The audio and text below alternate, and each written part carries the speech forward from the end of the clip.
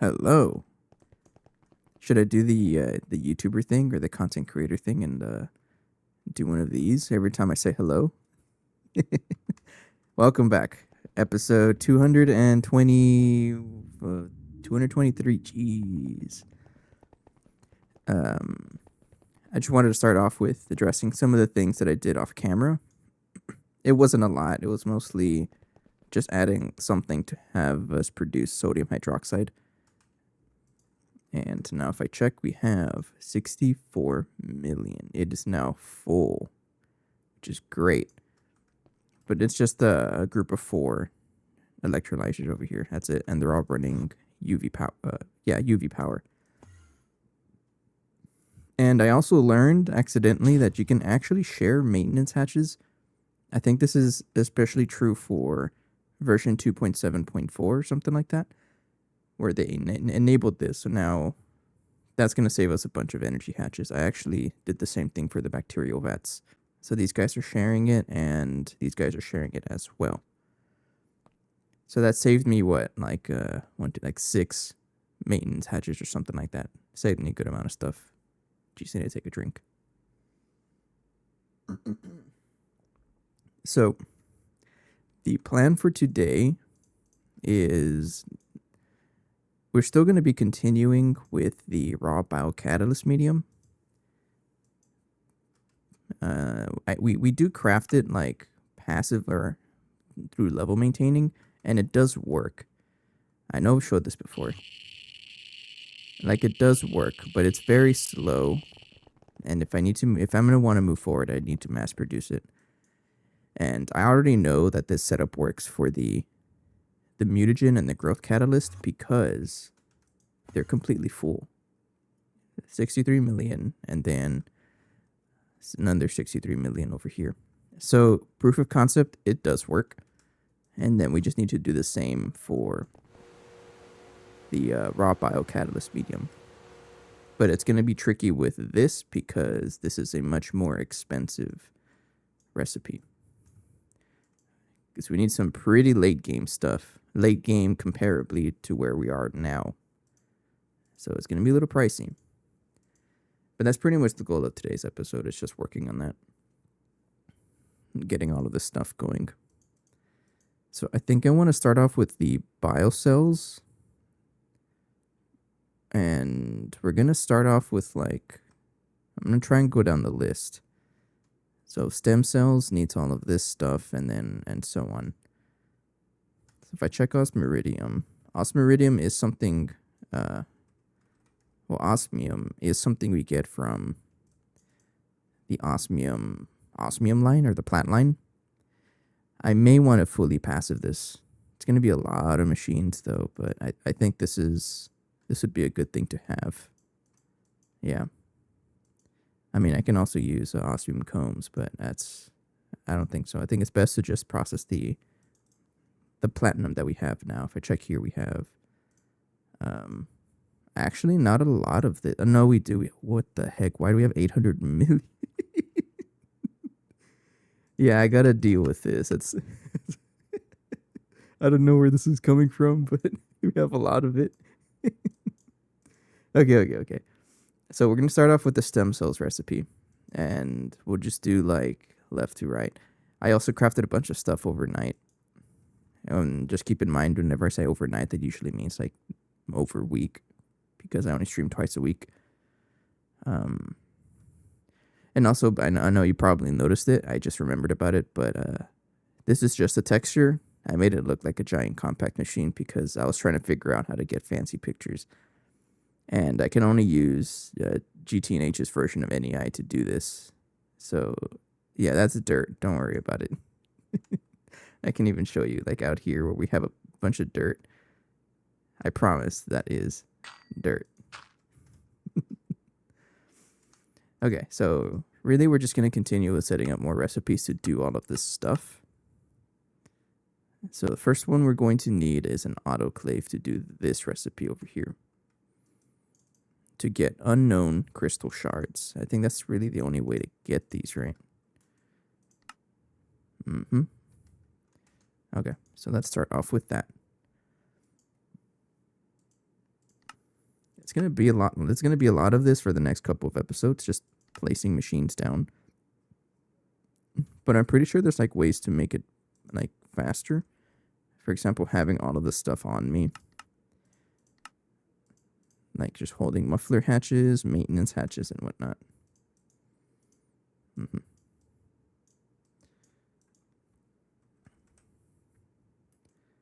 I'll make a bunch of you, and then I also want the tin item pipes. Autoclaves are weird because it doesn't actually work with the schematic. You can't actually change the channels. It gets buggy. For example, if I try to change the coil, it won't really do anything. I mean, it will, but then it gets stuck here, and I can't change the pipe casing and the item pipe casing.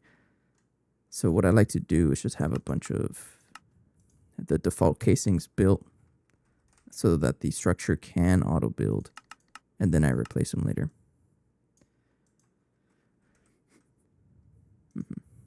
But overnight I did craft a bunch of stuff, which is a good amount of CPM and UV energy hatches, and then also an electric implosion compressor. I crafted this too. This is actually pretty expensive. I was surprised that I was able to do this the first time, and then I made another one. Like no problem. But I made that guy. I don't remember if I made a couple of stocking inputs. No, I should. I forgot about that. And then I'm going to need the something. I don't remember. I'll come back to it. Now, where is this autoclave going to go? Not sure, but I think I'm going to need all the supporting blocks also. So like that. Reinforced glass, PTFE frame box, and all of the other stuff. That's plenty. I would like 100 of you. Thank you. And reinforced glass. Make 1,000 of it, sure. I wonder why you need phthalic acid. It's because we're using polybenzoate, right? Yeah. Egg.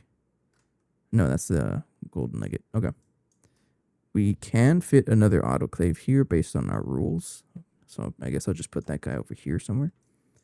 Now, what this guy is going to need is stocking input, a fluid and item.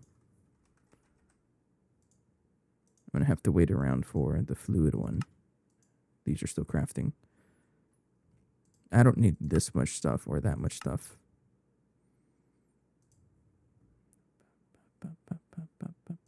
Okay. And then I'm going to need a output. Yeah. Output bus. This one works. And then there's, you know, we also have to think about how much of this we're going to store. If you think about it, there's not much use for mysterious crystal other than well, I guess you do need the ingots. Yeah, I may not want to oh yeah, never mind. We don't want too much of this. So I'm going to do like, well, how much mysterious crystal do I have? 90,000. So not quite 64k, because 64k I think is like 500,000. Let me double check. I think I have one here. No, they're all big storages. Oh no, I have them. Yeah, like this one's filled. Like quicklime, for example. If I check quicklime, it's 520,000. So that's too much items. We don't even have enough dust for that. So 520 divided by 4 is 13. So if I were to use a 16k storage component, this should be pretty good amount. So I'm going to make a pattern for that.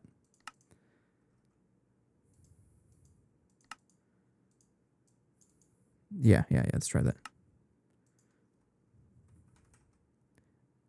Because I think it divides by 4. So 520 divided by 4 would be 130,000, right? I mean, I have a calculator here. Don't be caveman. Divided by 4 is 130,000. So that is already too much. So if I divide by 16, is 32,000, which is the 4K, and I think that's actually pretty good. All right, we'll stick with 4K.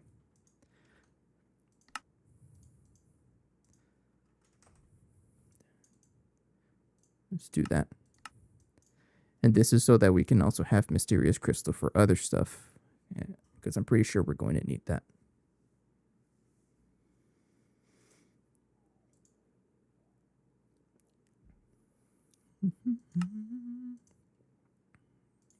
What's taking you so long?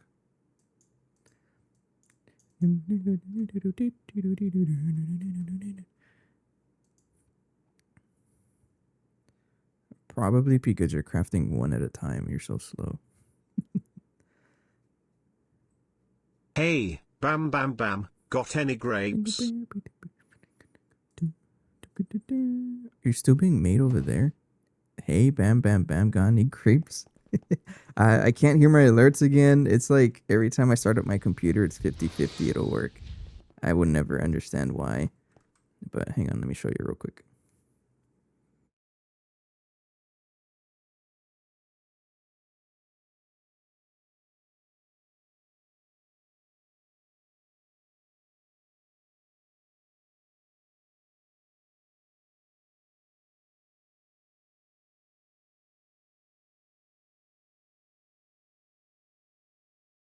It's just regular water.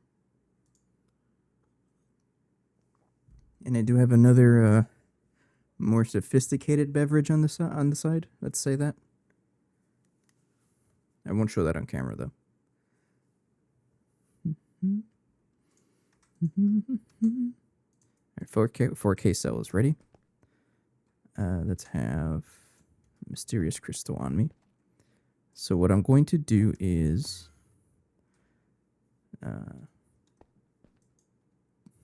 filter this to unknown crystal shards.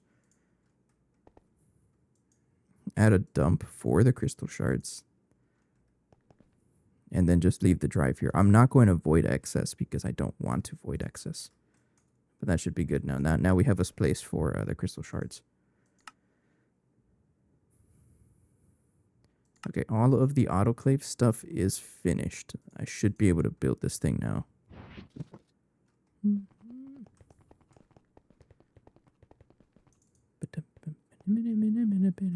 I always forget how wide this thing is. 1, 2, 3, 4. 1, 2, 3, 4. It's right here, right? Yes. Mm-hmm.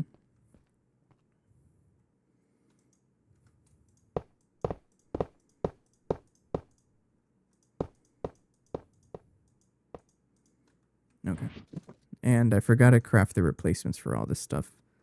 So the autoclave uses that much pipe casings and this much item pipe casings, and I might as well use the best one, which is tungsten steel pipe casing, 14 of them, and black plutonium item pipe casing, which is 7 of these. And then I'll just use electrum flux coils, which is 1, 2, 3, 4, 5, 6, 7 of you.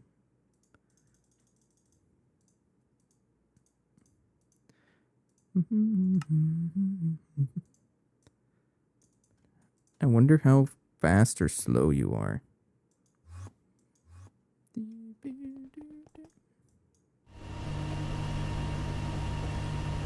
This thing's consuming 107 million EU a tick.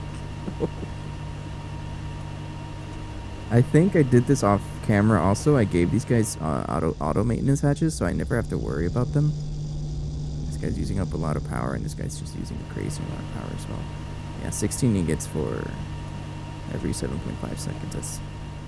I would say that's pretty quick. Could be way faster though.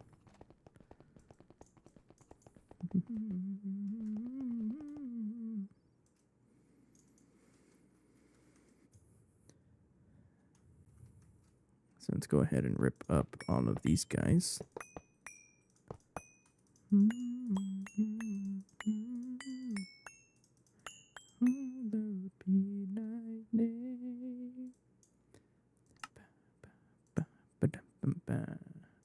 Alright, the tungsten steel stuff is finished. Thank you. Now it goes on the sides. Right there. And then we're just waiting on these guys over here, which should be eventually. What's taking you so long? Quadruple input hatch. It's probably you. Let me check here. And I feel like it's also because the power ran out. Yep. Not run out, but it's attempting to jumpstart, which means it's not consuming any more power over there. Still, 84 billion. 100 billion EU just hanging out there is a pretty good amount.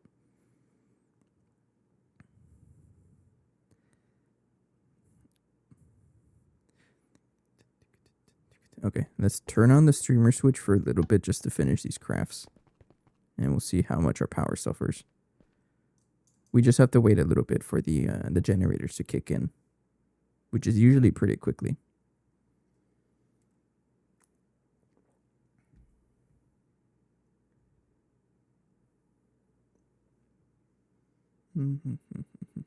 Yeah, that should be fine.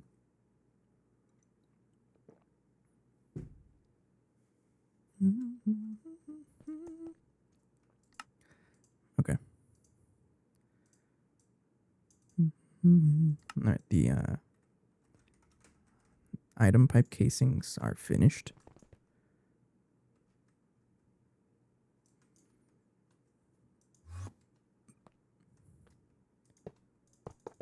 It goes right there. And then flux coil blocks right there. And yeah, let's get some qubit to surround this guy.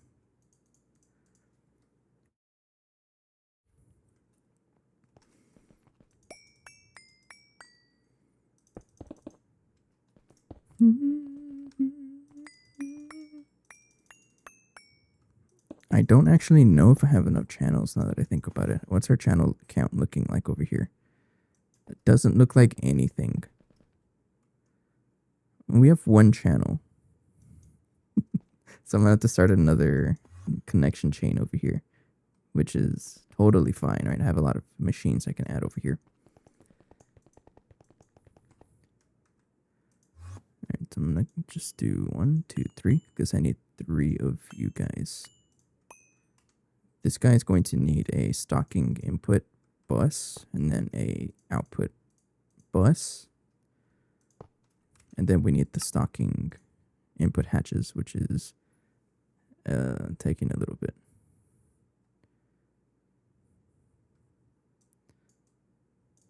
I'm going to make one at a time. You guys are kind of expensive. Did I also craft the ZPM circuits? I don't remember. Yeah, look at that. It's basically almost done already. This recipe has to get upgraded. I'm going to upgrade it right now.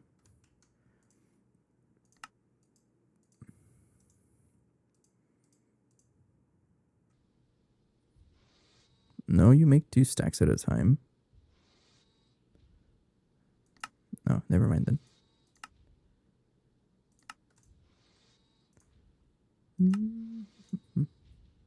Yeah, you make 2 stacks at a time. I think I also crafted the component assembly line. No, I thought I did. I crafted some expensive item. But this guy's actually craftable also. I'm going to hold off on this though, because it's going to consume a lot of our growth catalyst. And how much do we have right now? 2.7 million. But once we set up the automation for it, I think we can finally move on to the rest of the pack. That's really our biggest bottleneck, is the lack of biocatalyst medium. Because even if I craft this shuttle schematic, which we're also pretty close to doing, everything here is not too bad. It's a bunch of random ore. Yeah, but we can just pick that up. But the volumetric flasks over here give us a hint that we need 55 times 2000, which is like something. 110,000, which takes a while to produce. And we also consume it faster than we produce it because like literally every single thing uses biocatalyst medium. So yeah, we got to get this bacterial vat going.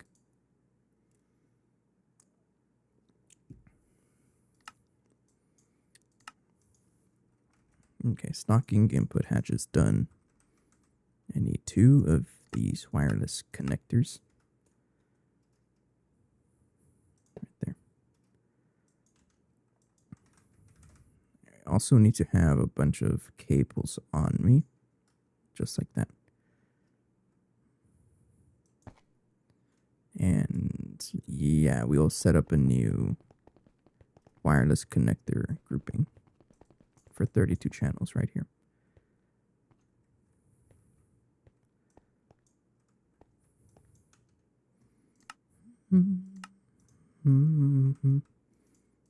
Right there. So this guy can start off right over here. And then we connect it to wireless setup kit.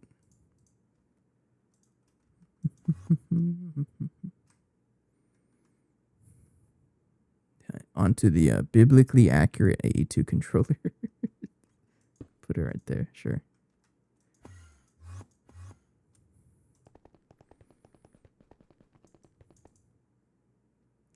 I don't even know where I'm at. Over here. Right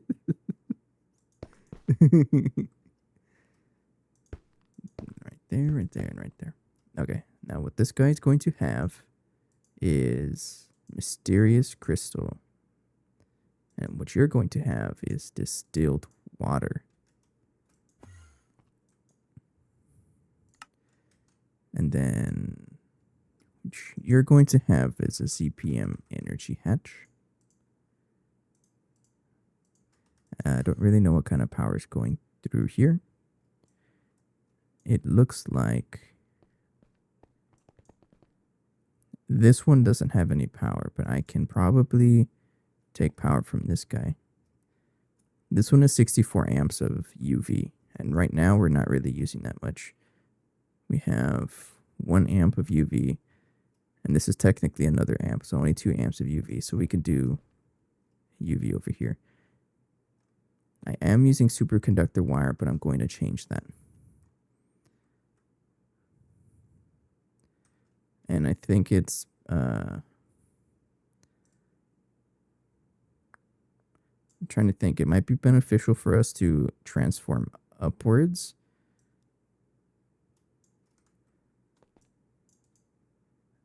Or maybe I can continue the branch over here, and yeah, I'll do that.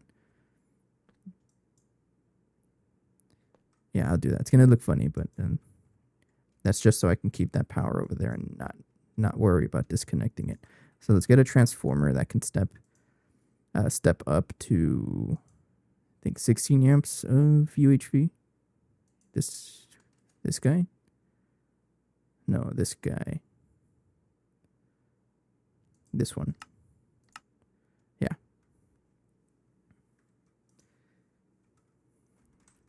And we'll just use HSS cables because we're going to have 16 amps of UHV, and this is just enough to do that.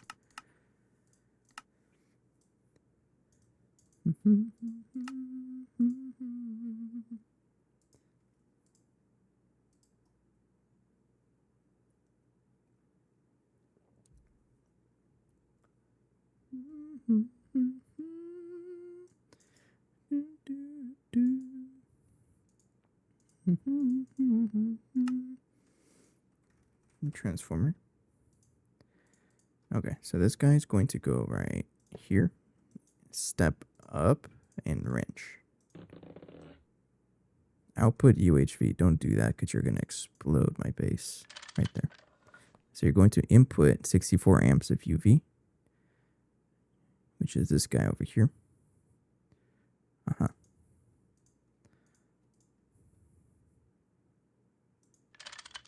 Right there. And then we can start connecting HSSS over on this side.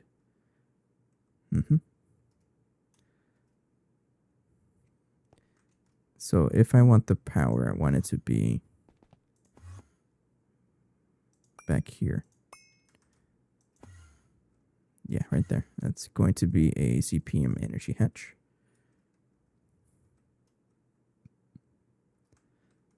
Right there. We're going to give this a transformer. Should probably make a good amount of you guys. Yeah, let's make 10 of you. And then 10 of you. But we're going to get power right here. Start connecting it over here.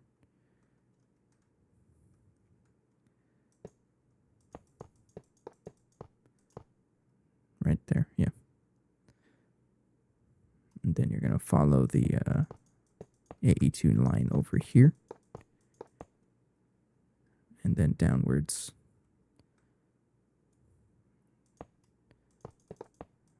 Like that, yeah.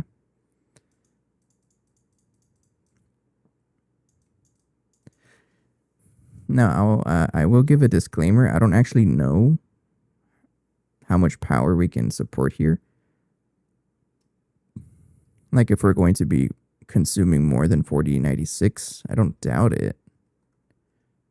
And also includes this. I really don't know. I think I'll worry about upgrading that soon. What I would like to have is every single target hatch do the same thing. So for example, this one is going to be 16384, and then I'll pass 16384 over there at some point. I think that's what I should be doing, but I think we'll just keep going until power fails. I don't really know. I've got the two transformers though. So this guy is going to input UV. I don't know why you plugged in like that though.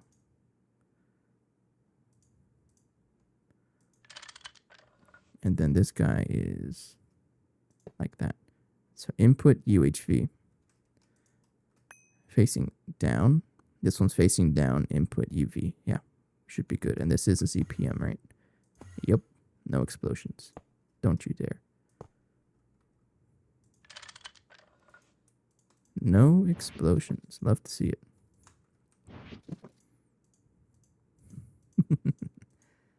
I mean, either way, you love to see it both ways, right? I know you guys like to see explosions. I do too. But I also like to not see explosions because that means I plugged everything in right. Speaking of plugged everything in right, just watch the whole base blow up as soon as I did that. Okay. So now we're going to be using UHV power across all of here. But that guy is powered now. And let me try. Oh, you need a maintenance hatch next.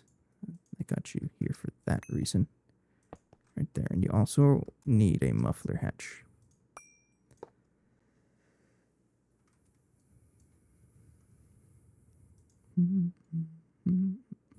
What's missing?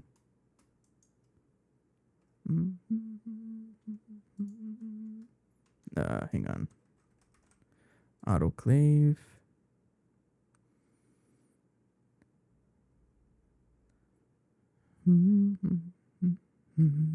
No, you have everything. You should be working.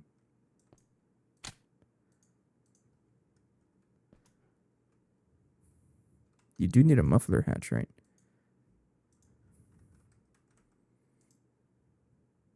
Yes. Any pressure containment casing, which is that one. This is a pressure contain. That's maintenance hatch right there. Okay, it was working. I just had to refresh it. Okay. So that's pretty much done now, and there's our crystal shards being processed now.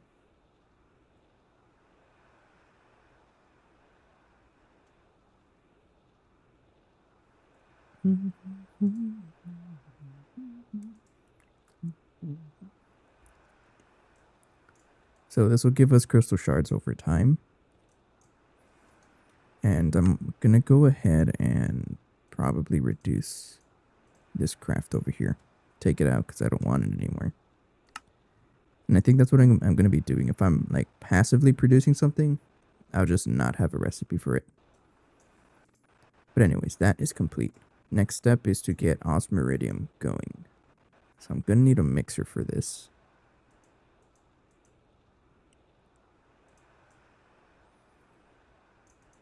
Okay, that shouldn't be too bad. Let's get me a mixer. I need the multi-use casings. A whole bunch of you guys. I got plenty. Titanium turbine casings. I got plenty of you guys, or it's not moving. Yeah. I'm running out of muffler hatches. Never mind, I got a bunch right here. All right, you're going to have a ZPM transformer. Not transformer, energy hatch, sorry.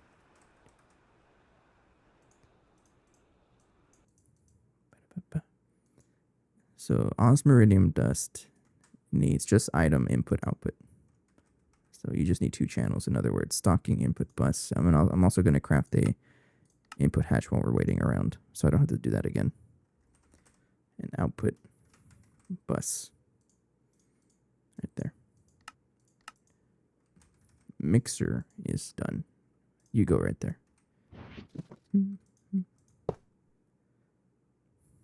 Oh no, it's one up. It's my bad. There you go. Okay. So we'll give you the maintenance hatch. I'm pretty sure you need a muffler hatch. Right there. And you also need a cubit border. And that wall is not complete.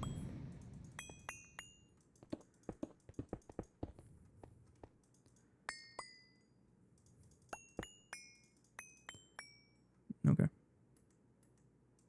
Right there. And then I give you an energy hatch.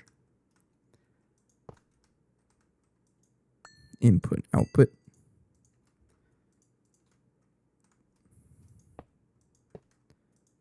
Then the rest is multi-use casings.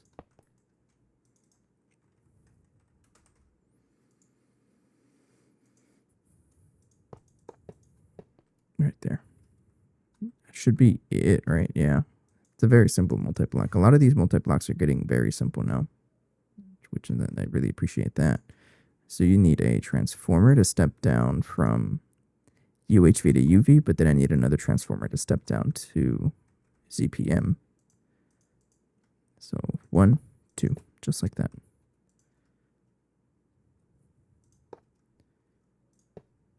Right here.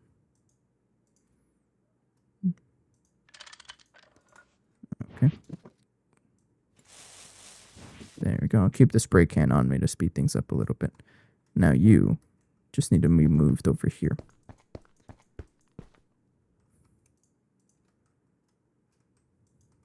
There, and there.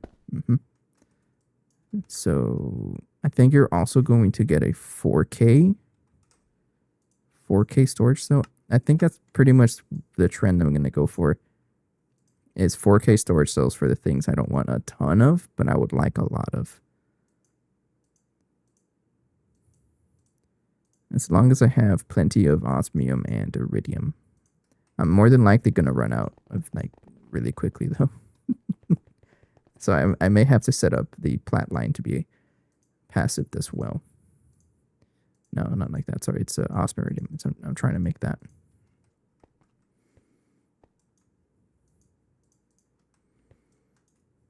Okay. Put that guy right there. So osmiridium is now going over here. And that should be it. Then circuit 1, and you can have osmium and iridium. And then there we go. Osmiridium dust. You need a bigger not one of you. You need a bigger, what do you call it here? Yeah. Cache, whatever you call it. Would like to make a 1K storage cell.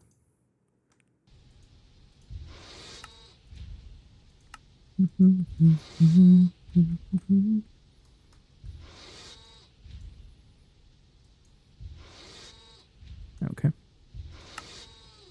Like a 1K storage though to store a little bit more items. There we go. Okay. So now we have osmiridium and I can take this out. Yeah, bye. Because we are now passively producing you.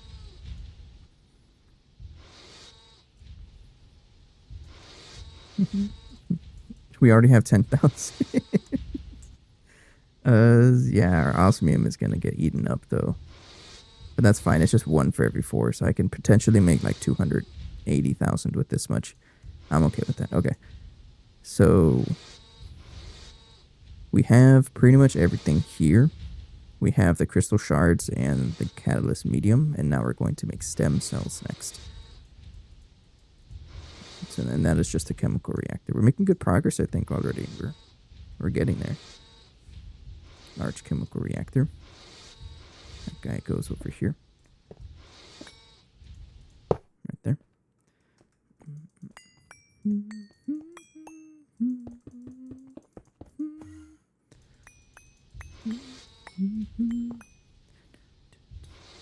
Now you are also going to have a CPM energy hatch. This is also why a major reason why I crafted a bunch of them over the week, so that I don't have to be waiting for them crafting. Everything is just going to be ready for me. It's so nice. Do need some HSS S cables. So transformer, just like that. And then I power this up with CPM power. This might be one where we have to speed it up, but I'm going to trust that we don't have to. Now what this guy's going to need is input, basically all 4 of them. Well, the bacterial vat, I don't really have anything to do with this. We have so much of it in store already, so I think I'm going to void.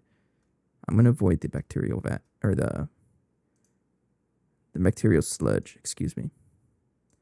Like, yes, I can turn more of it into growth catalyst medium, but I'm already using mutagen for that. I don't really know what to do with it.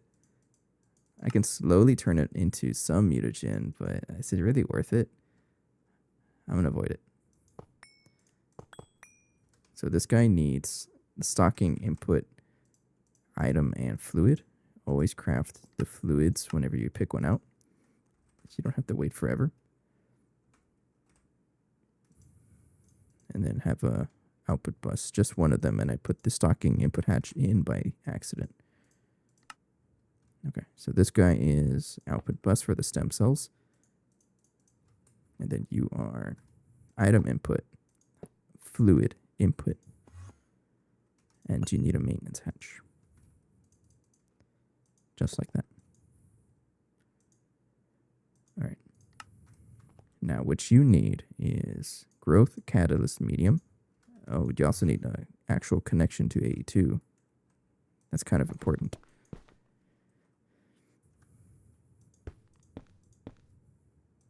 Right there.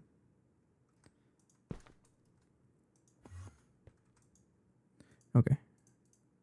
Now, how much stem cells am I going to keep? I'm going to guess also 4K. 4K to me seems just fine per item. If I need more of it, I'll just increase it, right? That's no problem. So I need this guy to filter the stem cells. And then filter here. And then I need to add this to a drive, which I think we're out of space. Yeah, we're out of space, so just put another drive there. Pretty sure I made a ton of them, yeah. There we go, enjoy stem cells. So this guy needs growth catalyst medium. You also need crystal shards and osmiridium.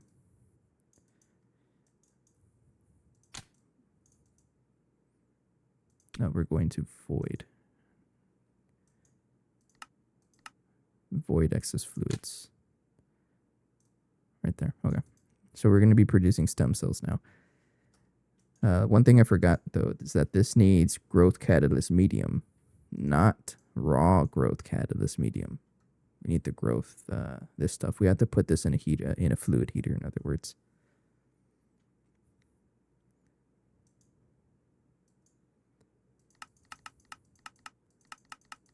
Yeah, we do. Okay. So let's do that. We need a fluid heater. I don't have a recipe for you. How dare I? Oh, you're gonna have to make me use. Yeah, I still make the huge fluid pipes by hand because I really don't want to set up something for them.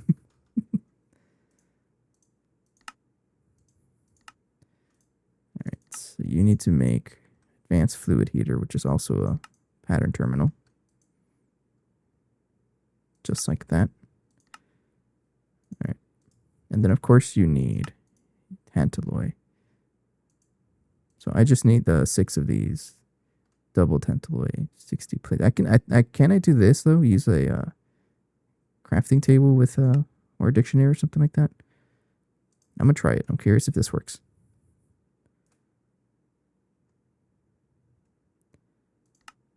Like that.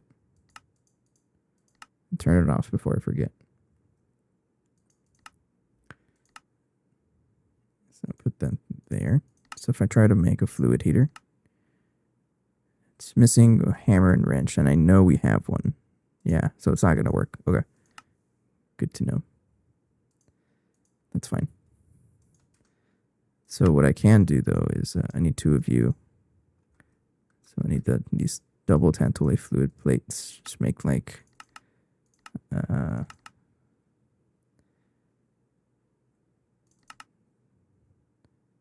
30. Yeah, sure.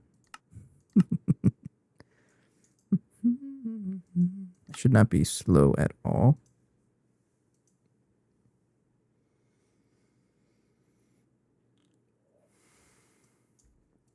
I got a message. 1 second.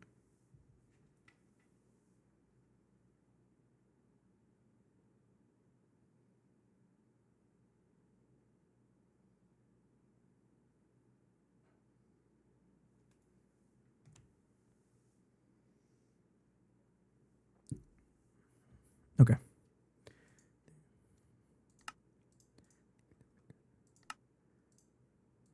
All right, that should be enough. Okay. Now, the supporting blocks you will need is a bunch of these multi-use casings and thermal containment casings. No pattern for you either.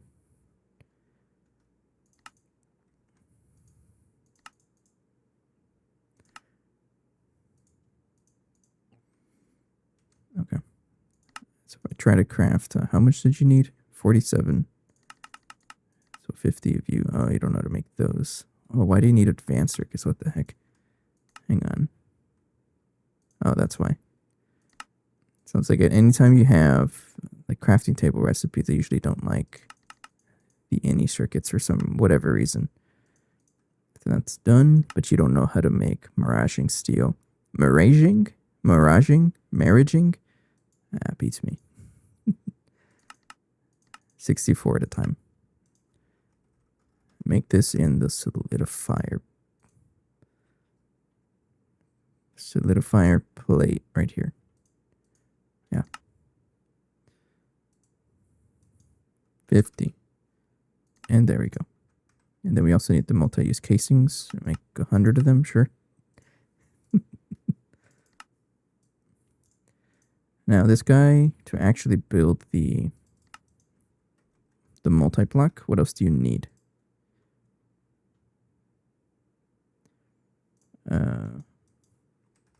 Fluid heater. Yeah, this guy. I already have it. But you need a muffler.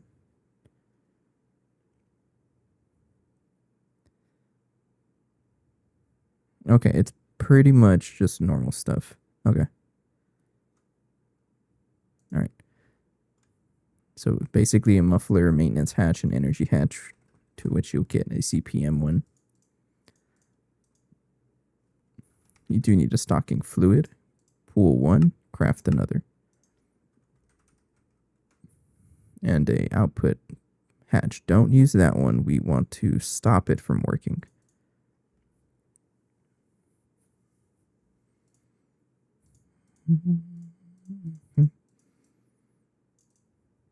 Okay.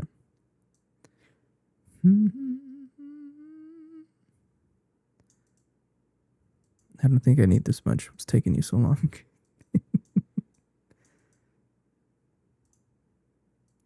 I don't know, but how much osmium solution do I actually have? Oh, okay. Yeah, we have a lot. I'll leave it level maintaining for now. But we have a lot of this. I don't know why, but I think it's like by the time we run out, hopefully we'll have a more permanent solution because we can do most of the plat line like using the quantum force transformer, right? Eventually. Yeah, it just gives you all the entire plat line in one go. But this is quite far away, I think. Well, not really. It's only UAV. I say only UAV like I know what I'm talking about, by the way. Who knows how far that's going to be. But I do know that we'll get there eventually. Okay, so this guy is going to be a 5x5, so 1, 2, 3 in the center. So 1, 2, 3, but one block up. Like that. And you should be just wide enough to fit inside the... As long as you're not taller or wider. Longer? Yeah, as long as you're not any of those compared to the autoclave, you're going to be fine. Otherwise, I'm going to have to add a new row of machines, which chances are will be the next one because the next one has a bunch of width to it. And I can even expand over here now that we have no mountain. It's probably what I'm going to end up doing. But we'll see when we actually need to. Okay, so this guy, I'll give the middle the maintenance hatch. Right there. And you also need a muffler hatch up here. And then you need right here to be CPM power.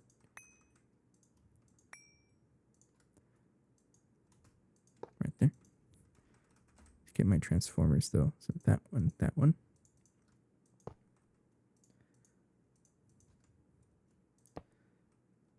Okay, so input UHV can connect you over here. Just don't connect it to that because that is explosion. There you go.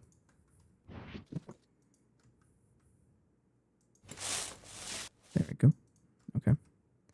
Now this is where it gets a little weird though, because the input is only allowed on the top, I think. Yeah, input hatch is on the bottom and output is on top. So we want to put the output on the top and the input on the bottom. And so you're going to need a facade right there.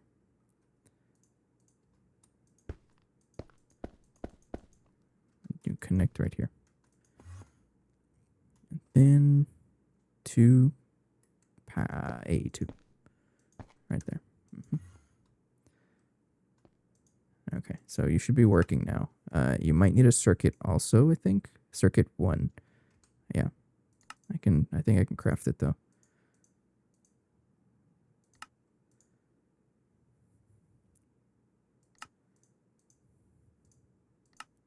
Thank you. Put that in the controller. Okay. So and then it's storing the output. I'm going to use a 1K fluid storage, I think, for this. I don't think I actually need that much. Let's see. Filter it here. This guy is going to have raw, growth catalyst. No, not raw, just the regular stuff like that. Yeah. And then you're going to filter over here. But nowhere else. Because if I filtered it over here, it's going to get deleted, and I don't want it to get deleted. So now our storage will be able to have that much right here. Hey, Lizard. I know I haven't forgotten. I know you've been asking for the Wraith Cannon. I've just been a little busy. I'll get to it after the stream. There's 3 people relying on me in the clan to help out, and I haven't forgotten. I know you're relatively new in the clan, but one thing I don't know if you've noticed about me or others may have said is that I tend to forget things. Because I can get pretty busy sometimes, and I just kind of lose track. Okay. Anyways, so we're trying to make growth catalyst medium to make stem cells, to make biocells, to make raw biocatalyst medium. That's the whole idea. It's Wraith Cannon is great, and I'm not saying that because I'm just trying to justify, spending a lot of money for the unlimited version, but it is really great. I've definitely got my use out of it. Okay, so now we're producing growth catalyst medium by the boatloads. You should have enough output, right?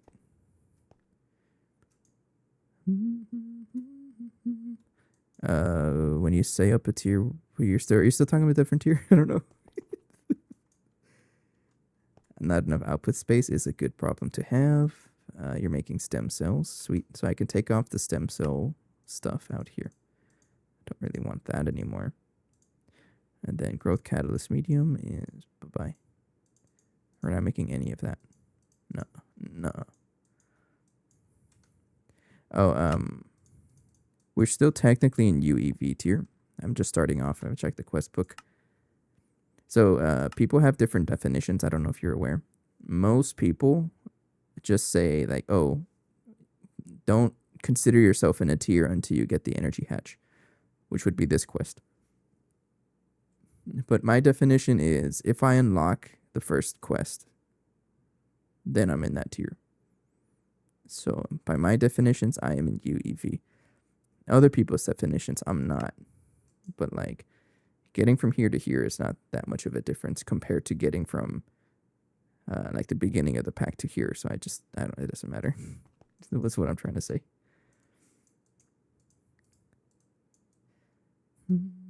Okay, so now we're producing stem cells. So now we're a little closer to producing biocells.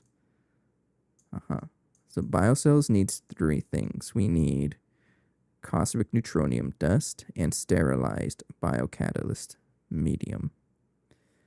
I feel like last time I tuned in, we weren't at UEV. It's been about 2 weeks, I think. We've been in UEV for quite a bit. But we kind of stalled out. Like, ever since I unlocked the quest, I haven't really done anything after this. Because every single step past this is crazy expensive. Right? So let's say I want to get to continue into here for hypogen. I need a fusion tier 4, which is grossly expensive. Like, what the heck is this? This is too expensive for me. If I want to continue into the UEV energy hatch, tier 6 water. And I can't even read that. That's how much information it is. If I want to get into UEV parts, I need to go to the tier 9 rockets, the tier 9 planets, which is a mothership, which is this recipe here. Shuttle schematic, which is also grossly expensive. If I want to get into the infinity chest, it's internal singularities, which is also grossly expensive. DTPF is just everything together. So we hit a wall, but the main reason why we hit a wall is our lack of biocatalyst medium. So the past like couple weeks, I guess, maybe 2 weeks, I think, I've been working on this. We're getting pretty close. We have most of the prerequisites done. I can't say that correctly, but it looks like we still need a couple of this stuff. We're almost there, in other words. We'll get there soon.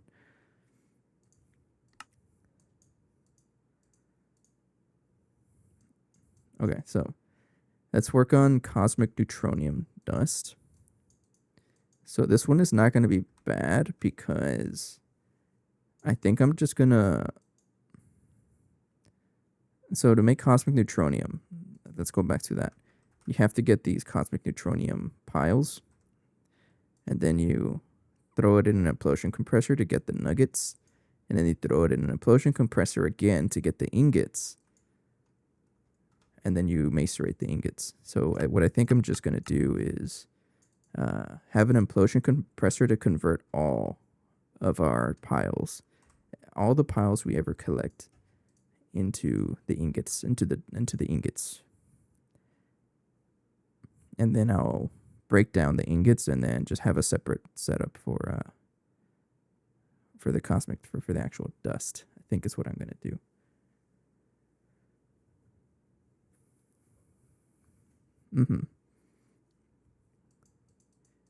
And this is also gonna save us some time because really I don't think there's any use for the nuggets or the dusts even. Or like the tiny piles. There's really no use for it. Yeah, you can make this stuff, but like you don't really use this for anything. No. Yeah, so I'm just gonna convert all of them. But to do this, we need an implosion compressor. That's what this guy's for. This thing is also crazy expensive. I try to craft this thing. It's like a lot of stuff. So I crafted it over the week, and it actually finished.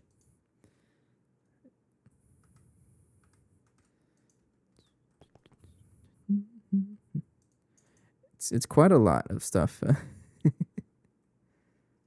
Yeah, it is quite a lot of stuff. 22 blocks of neutronium. I don't think that's true. I think you actually needed one in the middle. I don't know, but too long didn't read. We're making good progress, but there's still a lot of like catch up we have to do for us to actually continue into the pack. Because this is our major bottleneck is raw biocatalyst medium.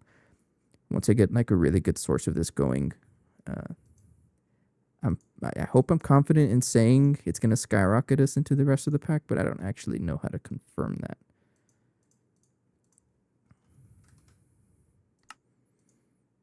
Solid steel machine casing. We've got plenty of you. Blocks of neutronium. We need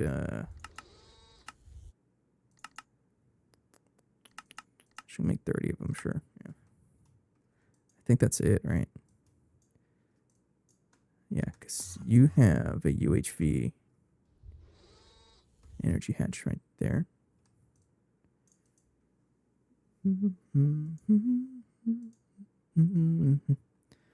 Energy hatch. I think I have a UHV one available. Yeah.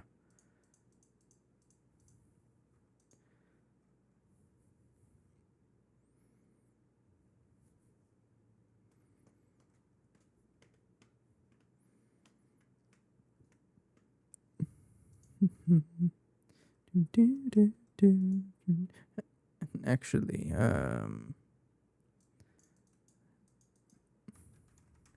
the cosmic neutronium recipe. Oh, okay, we need UEV power. So the only way to get UEV power is to use a 4 amp energy hatch. UHV, so I gotta do that. I think that's where I was thinking. Yeah, we'll do that right there. So that's gonna eat up 4 amps of our available 16, which is quite a lot actually. All right, these guys are still crafting. Yeah. Circuit 17, what the heck? Oh, there's actually a bunch of stuff here. Where am I even making this? Oh, I hate whenever it does that. It just doesn't actually show me. It's over there. Oh, don't tell me you're in the weird assembler. You are. What the heck is this?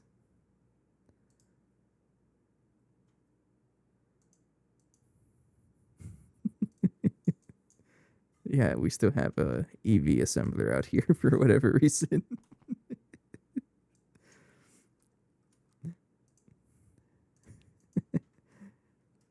Oh, hey, Lazard, you got me reminded. How's the event going? I haven't been on Dead Frontier yet. Haven't been able to. I'll probably play a little bit after the stream. Okay, everything is done. Yeah, everything's done.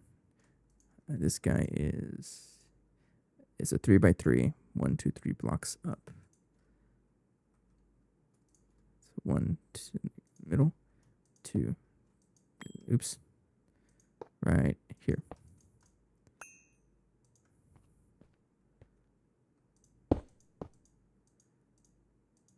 Okay. Oh, you're gonna be like that, right?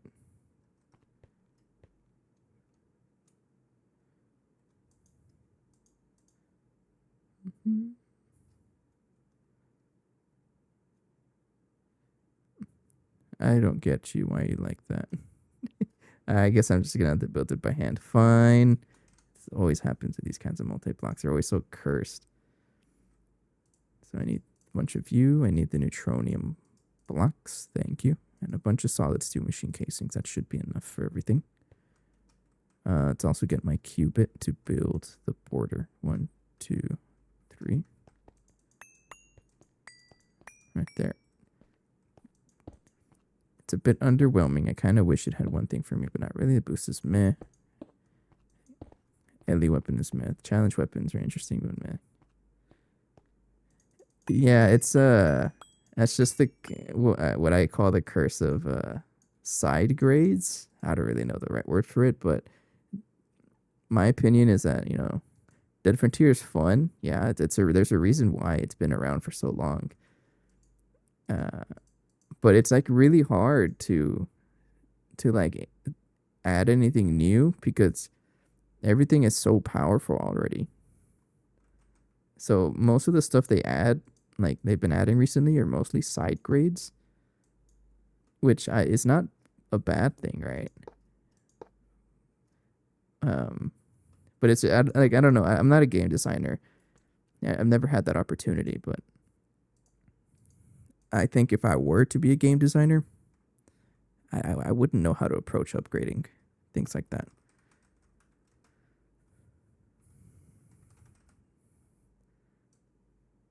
Yeah, it's I mean, as just the thing about games like this that have been here for so long, you can never really how do I say? Are you hollow? Hang on, I think I can see this here.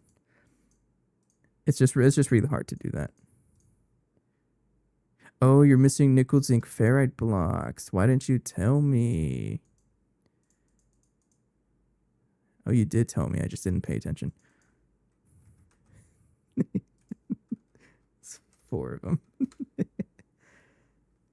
Yeah, it does look really cool. I'm looking forward to the updates.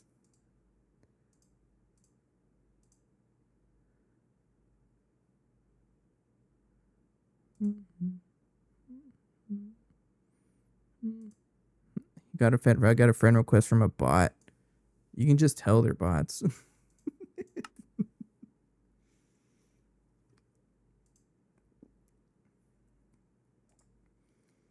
Nope. Oh, my Chrome is open. Don't have my Chrome open because Chrome is kind of slow.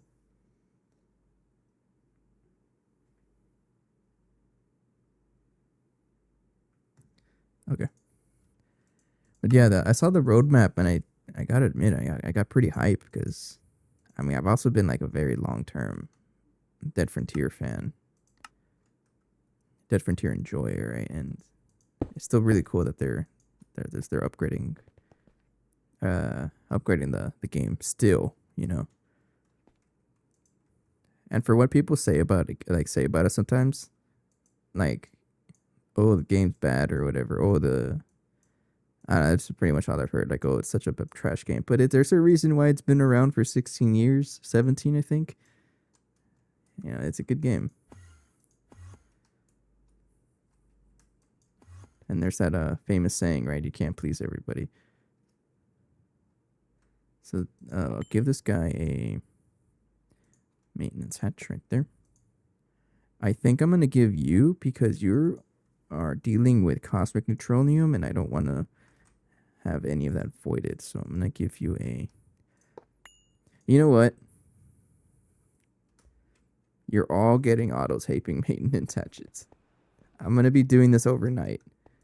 You get an auto-taping maintenance hatch. Let me pause you real quick. you get one. You know, you want one? All right, you can have one too. You want one? All right, sure. Here, enjoy. I'll stop there. I'm just gonna add the ones that I've been working on today because these guys are expensive. But I'm gonna be crafting multiple of these overnight. I really should be doing that. At a certain point, all we have kind of have to address the elephant in the room. At some point, the game will die. Roman assures me that we're nowhere close to there. Yeah, absolutely. Games unfortunately die, but yeah, we're kind of ways away from that. So you need all the stuff is on the bottom. So this thing is weird because it won't actually build until you have the blocks on the inside filled, I think, and then it'll actually update. Yeah, that's what it was. And then it deletes the blocks for whatever reason. I don't get it. I'm not going to complain, but that's just how it is. So this guy's 4 amps UHV. And what we need to give this is an input and an output. So you need a stocking input bus and a output bus. Right there. All right, and then we're going to connect this to UHV power.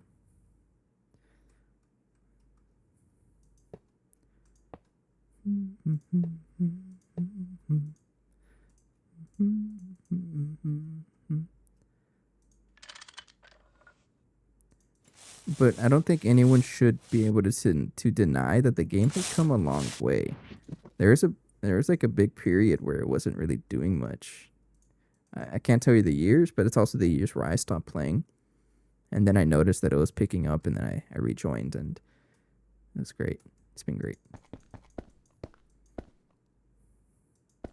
But yeah, I played a ton of Dead Frontier. Like 2023, I think, is when I rejoined, or whenever my character got created. I played a ton.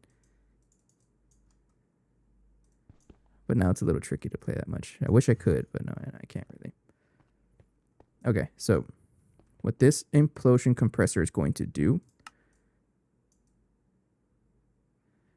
Yeah, same here. I basically joined a couple months before 3D started.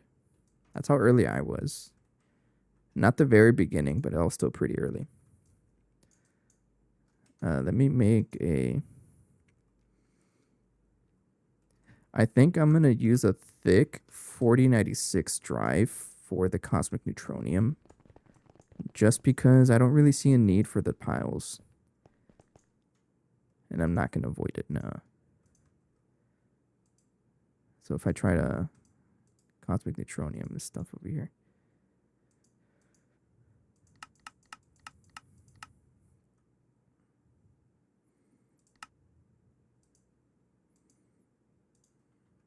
Yeah, Cosmic Neutronium. Yeah, we're going to store that. And everything we craft will be put into here. But do not void it, because why would you ever void Cosmic Neutronium? It's weird. So now we have space for 64 million of this for whatever reason. And then I also have one that goes pretty far back. I think I don't really remember, but yeah, one of the old ones. I sent pictures about it before, but maybe I'll send it right now. Anyways, we're going to be producing the piles right here. So this is going to consume all 3.7 million. There we go. It does consume a lot of power though.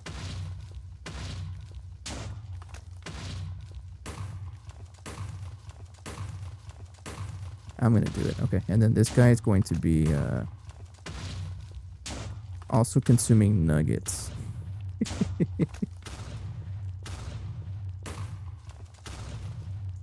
Kind of curious though, how fast is this going to go down? Because that's a lot of power. You know what I'll do? I think is I think I'm also going to give this the redstone receiver internal. This guy. And also muffle it, because sir, you're a little too loud. You gotta relax.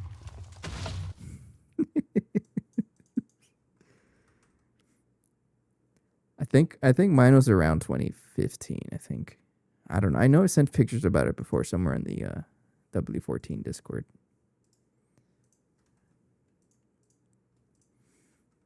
I forget what signal this is, but I'm gonna have it connected to the streamer switch so we don't, destroy our base when we're running out of power.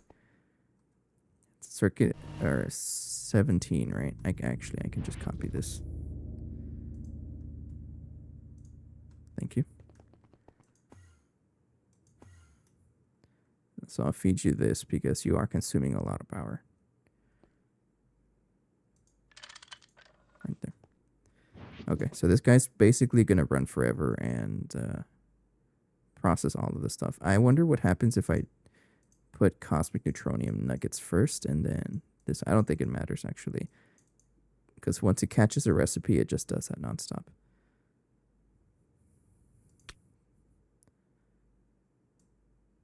Oh, well, there's 56 ingots for me. Okay. So we're going to be producing those ingots naturally. Yeah, these guys. And then I need a way to actually push this into dust because I want to store a little bit of this dust. I don't know how much I want to store. Probably just a stack, honestly. And I think I'm going to give this just a macerator, right? I think so. Yeah, macerator. We'll just make a ZP a macerator because they're pretty cheap. I don't have a CPM macerator. How dare you? I'll make one.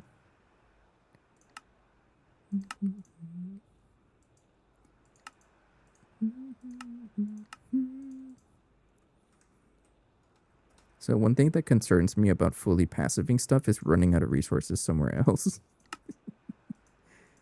Because it's really hard to predict, where your where your bottlenecks are until they actually run out, and then it's always scary when it's something super expensive. It GTA still does, yeah. So I'm on version 2.7. This update came out like in April, and they're actually planning 2.8 in September. I think is when 2.8 is planned, and they're still going. This pack has been in development for like 10 years, I think, or something like that. It's still going.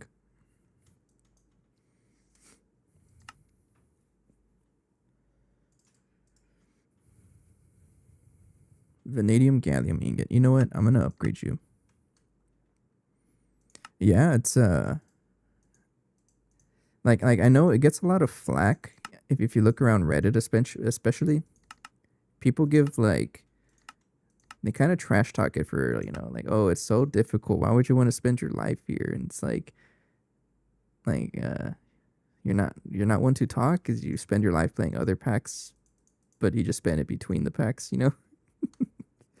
What's the difference? But it is a really well made pack. It's notorious for being difficult, but my school of thought has been and always will be, if it's difficult, it's because you're doing something wrong. And you have yet to find the answer yet. So this guy stopped working because our power is jump starting again. So pretty soon we're going to have to think about power, because yes, we do have the streamer switch and it does protect our base from shutting down. But we're getting to the point where it shuts down too frequently. We consume a lot of power. And we're not generating enough to 100% uptime, which I would like. And we do run the risk if we add too many machines where we actually at that point we're going to be what am I trying to say? We do run the risk of adding too many machines to where we consume more power passively than we generate. That's a big problem. I think we're fine though. Because really, as long as the blast furnace doesn't run, we're okay. Yeah, pulverizer. Wait, I thought I crafted you. Did I not craft it? Oh, I updated the recipe. Craft it. Oh, sure, what's up? Where are you being crafted? You being crafted correctly? Yes, you are. Okay.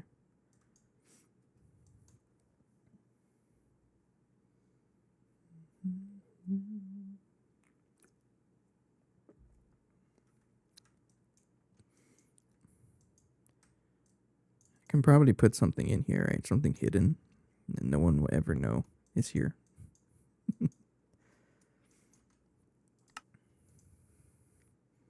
All right, so the base is shut down again because I need to turn on the streamer switch. Oops.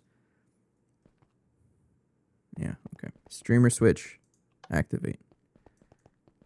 Really want to catch a marimba stream. How could I? So I don't really have an entire stream for those. I kind of just play it as I feel like. Marimba stream notif. I've been considering it, but I'm not comfortable yet to do a full marimba stream. It's not a camera shyness thing. I think I'm over that, or I can come over that. But it's my setup. I'm not really comfortable with the setup yet. I would like to like really fix the mics, because I've noticed that for whatever reason, one of the mics just takes in a lot of noise, and I don't know why. So I don't really have a plan for that, but I think that would be pretty fun at some point. But I'm gonna have to prepare a lot.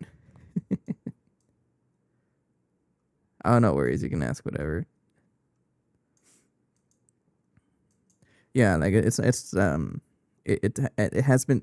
How do I say it? It is something I've been thinking about, but I don't have a plan for it yet. But I would like to. But I think something like that needs a lot more setup, not just like just putting on the camera. You know, things like a donation bin, more audience participate, and like ways for the audience to participate, better equipment, better camera. Like I am conscious about all of those things, and yeah, it just takes a little bit, and I will be honest, I don't know what I'm doing, but that's okay. It's part of the fun. That's how you learn. I've learned so much ever since I started doing like content creation. I started really doing it in December 2023, but I've learned a lot since. And speaking of learning a lot since, how do I say it? That can go there, and then this can be Aegon. So I've been trying to post in the next compact claustrophobia episode. But you do a bit of money on stream sometimes, right? Without having the stream behind. Yes, yeah. So I don't know if you know. Okay, so this is one thing I don't know about Twitch is how aware are you of the channel points system? Because we do have channel points, and part of that is to redeem it points for me to play. That's usually the main thing I have. Otherwise, whenever I take breaks, most of the time I'll play a little bit, because it also gives me an excuse to stretch my legs.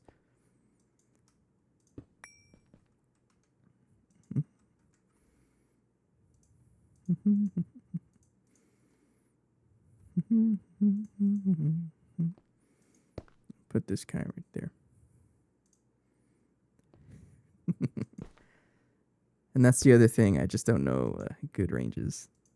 We're going to give this guy neutronium. Uh-huh. You do macerate at this level, right? Yes, you do. So this guy's going to have... Well, you're going to macerate, and then you're going to push on the right, like that. And you're going to have a storage bus over here. And then I need you.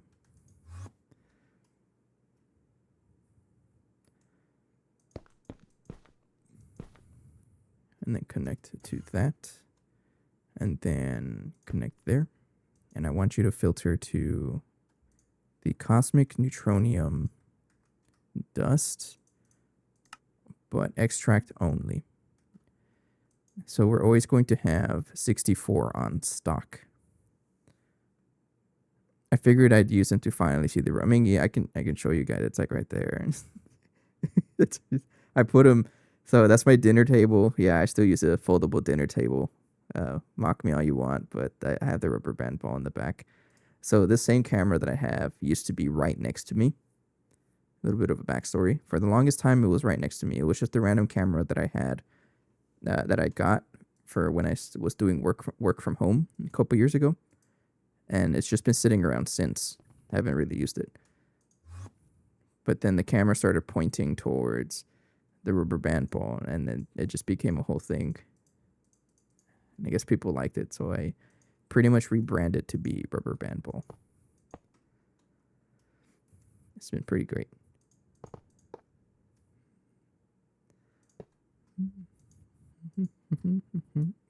But one of the questions I always ask myself is, like, what happens when it gets too big to fit through the door? You know, like, what's gonna happen? Is it gonna stay in this apartment forever, or what? Oh, that was fast. Okay, we already have cosmic neutronium dust just hanging out. Yep. All right, that's complete.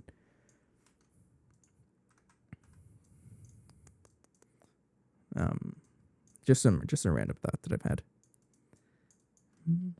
Okay, we have. So today we started with the autoclave. We've already added 1, 2, 3, 4, 5, technically 6 machines. Sweet. I know I've talked about it before, but the world record rubber band ball, the dude just has it sitting in his driveway because it's too big to fit in the garage. And it's like on a trailer. If you look it up, it's just really funny. The thing's all sagging and like absolutely it would feel wrong. So this is where my living situation is gonna have to be answered soon. I don't think it's gonna get there anytime soon, right? We have a long time. Because really I only added for the streams. But like I don't know, like it's just something I've been thinking about.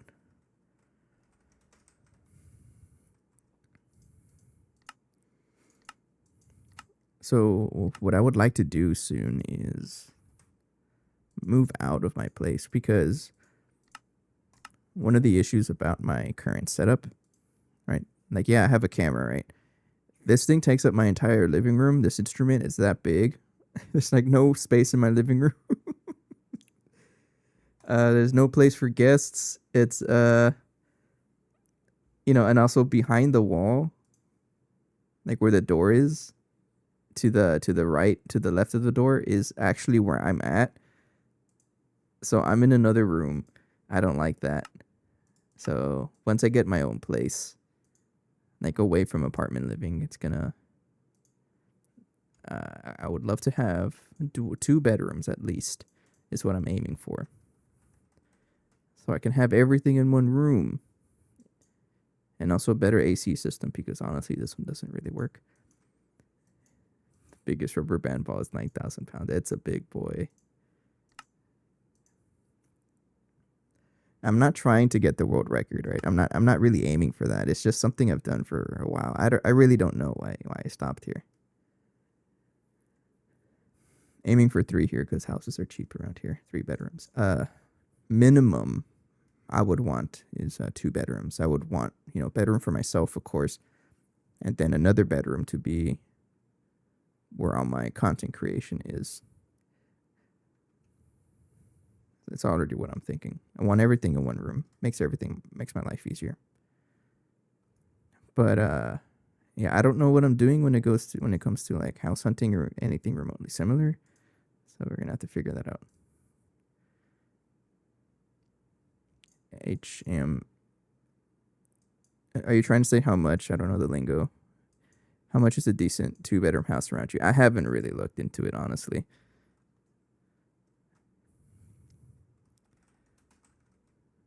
It's not something I can answer because I don't know.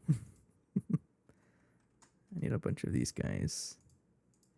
Let's craft, I guess, 50 of you. Multi-use casings. I got plenty of you. Oh, no, you're fine. You're fine. But no, I don't know. I haven't looked into it. My lease ends on April, so I still have a good amount of time.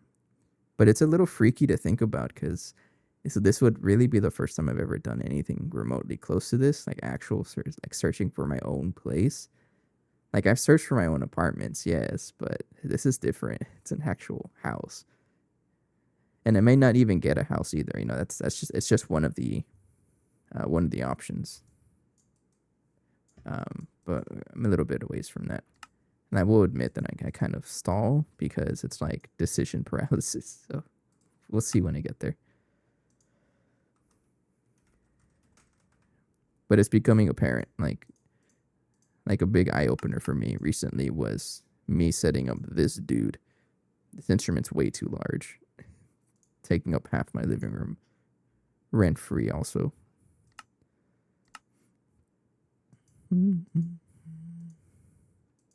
This guy is center 1, 2, 3 right here, and put that guy there.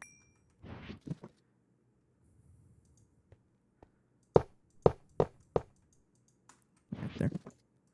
Okay. I'm going to give this all of the qubit you can ever want.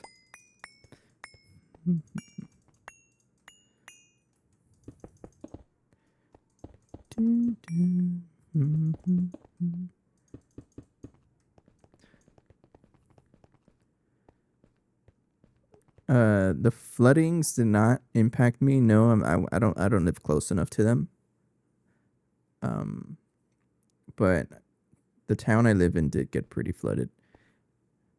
We actually had an HEB that was like kind of destroyed. Not destroyed, but like behind the HEB, it was pretty bad. Yeah.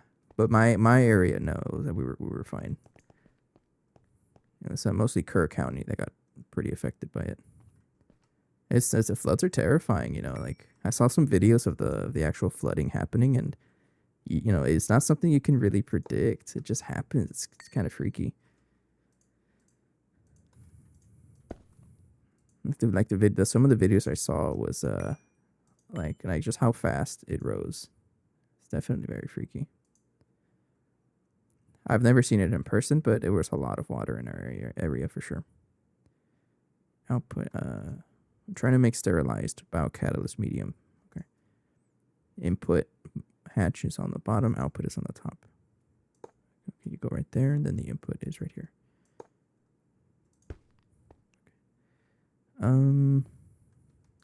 You have enough channels. Yeah, you have enough channels. I don't need this guy down here.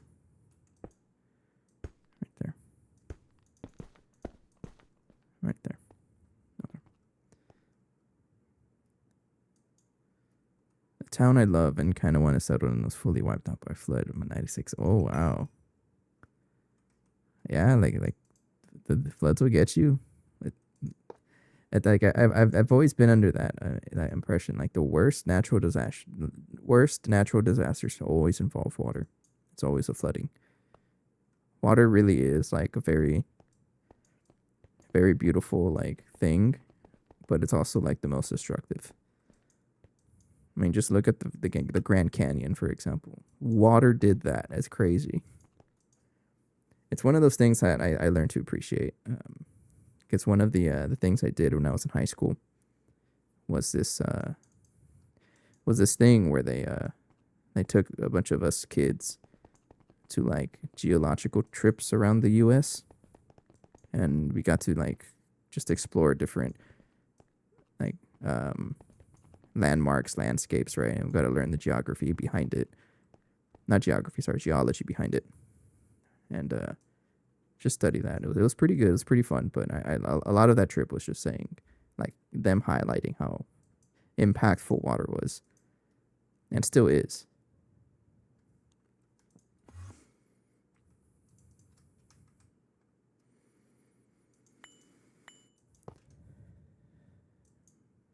Yes, you got me out of breath here.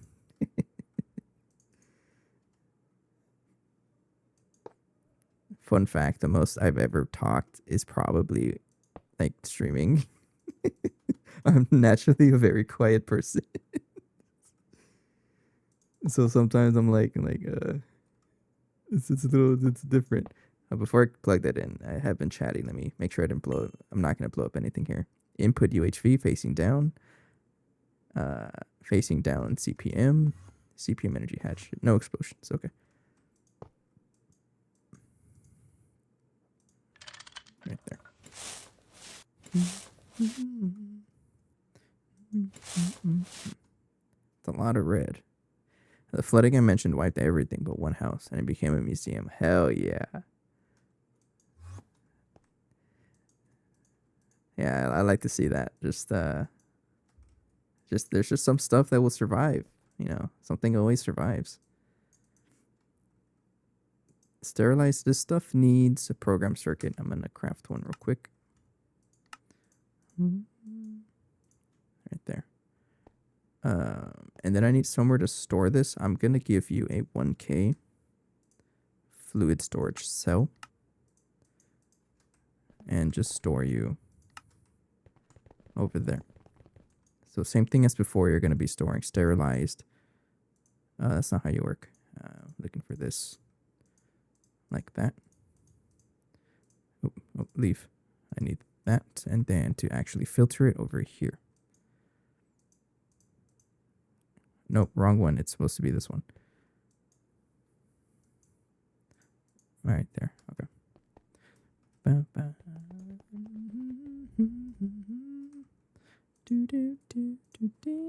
So we now have a place to store the sterilized biocatalyst medium. So I should be able to activate you. Well, you don't have any recipes in there. You actually need to get raw biocatalyst medium. So this is one of the things that kind of concerns me, but I don't know how much of an impact yet. Is this is a recursive craft. Recursive crafts always scare me. For example, you need sterilized biocatalyst medium, right? To make biocells. But you need to use biocells to make more sterilized biocatalyst medium, which makes biocells, which makes, you see where I'm going with this, right? There's the recursive craft, and that always freaks me out. But sometimes you just gotta let it take the wheel. Go for it. And I think the trick is to just not have an endless amount of biocells being crafted so that we actually have a buildup of this first resource here. Because we're going to be using this recipe here. Yeah, it really does. But I'm trying to avoid using too much. I mean, AE2 is just used everywhere, right? But I'm trying to not have level maintaining. I'm trying to stick to fully passiving everything. But if we check our storages, we have stem cells, we have cosmic neutronium, just a little bit, but that's fine. It's a little bit is all we need. And we have sterilized biocatalyst medium, which means we can actually craft these biocells now. So that's the next recipe. So now I need a UV chemical reactor. I'm going to give this guy UHV power, I think.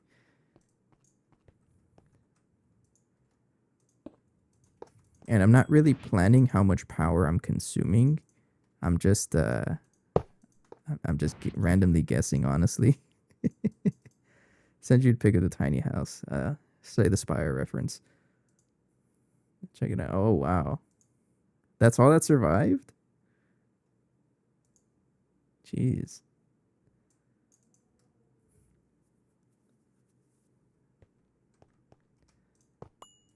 What a hero.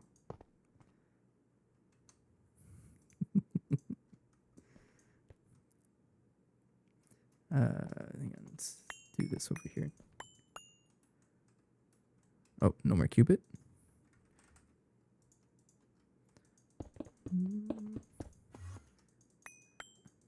Tiny House is a Slay the Spire reference, by the way. I'm gonna give this a UHV energy hatch because I think what I want. Well, if you think about it here,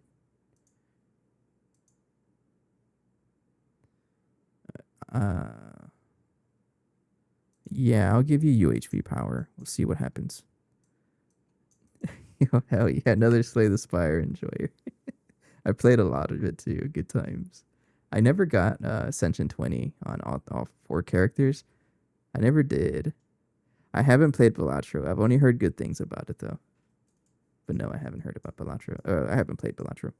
My brother started playing it though, and he is like a big fangirl. He loves it.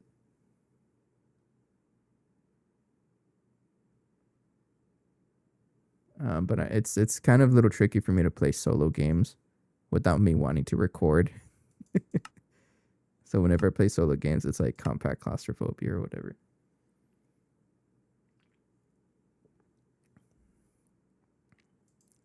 Oh, that's interesting because I usually hear defect is the easy one. I'm not trying to call you bad or anything. That's just what I've heard.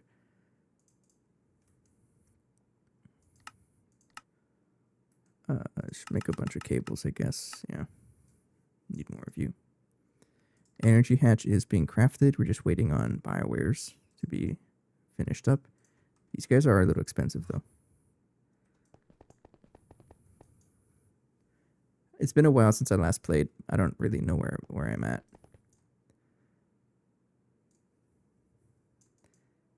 Yeah, I got that too from when I played. Yeah, when I played, I had the most trouble with Silent. Yeah, true. What do I need for this recipe again? I need all four, actually.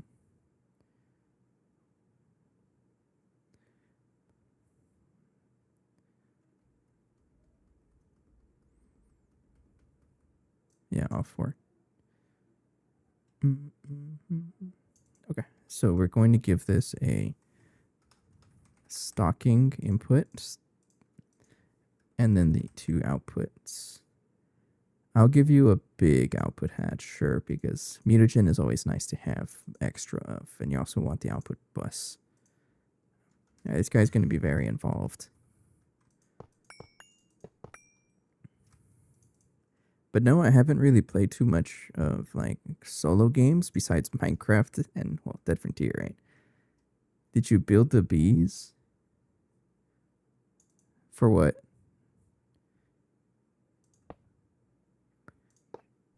Oh, you're talking about these guys? I didn't know that was Allie. Yeah, she set up bees. Talking about these guys, right? There's four of them. We actually have plenty of animals throughout the base. Yeah, the bees aren't the only one. I just don't really visit this part of the base too often, but we got a raccoon. This guy represents me because I used to be known as the raccoon, but then I rebranded to Rubber Band Ball. We got chicken. We got a couple capybaras back here. We have a red panda. And then we also have a panda up there on top of Bobby's Mountain. Yeah, we got a bunch of little animals everywhere. Also, don't get. I know I talked about it at the start of the episode, but I'll mention it here right now. I replaced the texture for dirt because GT and H's NEI. You can do something like this where you click on NEI options, tools, data dumps, and you can actually get the PNG pictures of whatever your NEI is at. So, for example, if I were to look at, I don't know, the GigaChat token, right, for example. Right, and if I were to, like, use the tools, data dumps, and then dump PNG, it'll actually generate it in the, it'll actually generate in the folder, like in the pack folder, and I can even just move it anywhere I want.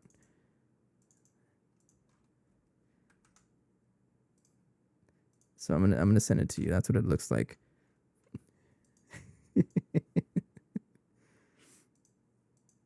But so for one of my thumbnails for compact claustrophobia, I had to get And you can see there, that's what it looks like. It's whatever the item panel was at currently. So I'm pretty sure if I take it again, it'll look different.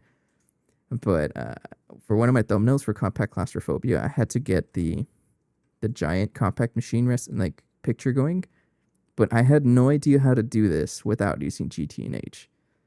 So I actually just added a resource pack. Give me any IPNGs to do this to just replace dirt, and I'll update this whenever I actually need to get a high quality image. But I kind of left it there, so now all my dirt looks like compact machines.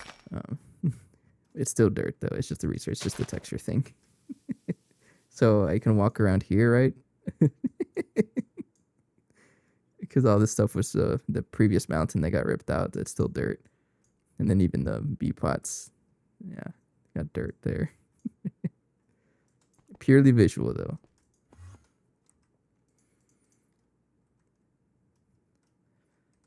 Yeah, I just didn't know another way to get fancy images, so I had to do that.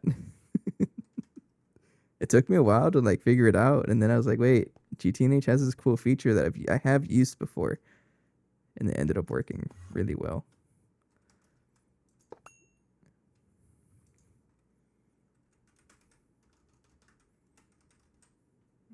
Give this a UHV energy hatch right there, and we need HSS cable right there. So I'm not very confident how much power I'm consuming here, but I guess we'll see if the base shuts down.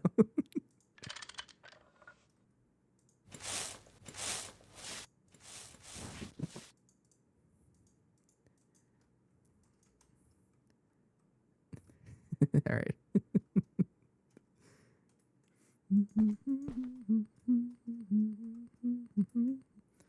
But yeah, but to everybody else, yeah, I really should have a better way of monitoring how much power I've been pushing throughout the base. I haven't really had any issues yet, but that's probably gonna happen eventually. How many channels am I using here? 16. I got plenty of channels. Oh, one more right there.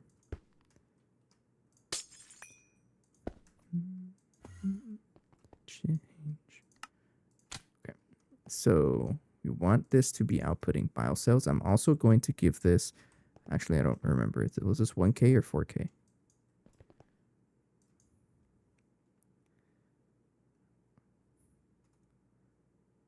4K. I'll give it 4K.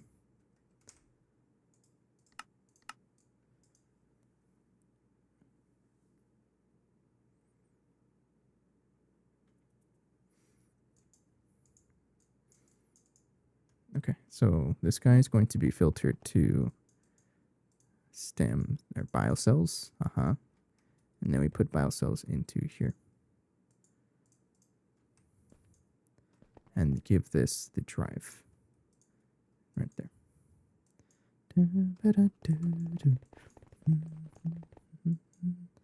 And you have power. Yeah, you should be good. And now we give it all the items. So all the stem cells, all the cosmic neutronium, and you also need the biocatalyst stuff, right? Did you stop? No, you're still producing.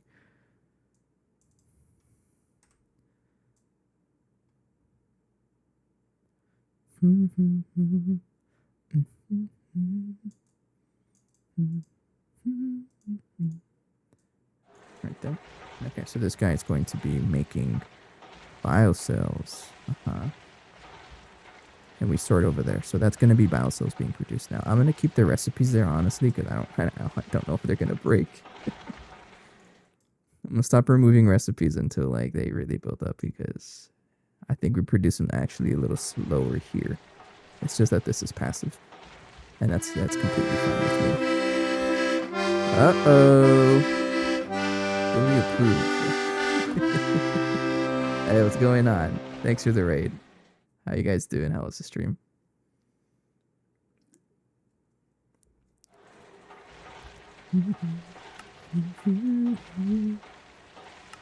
To soldier onwards, witness you feel.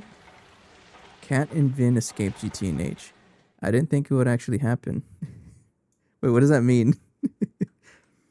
Is there a reference I'm not understanding? Could use a bunch of black cables.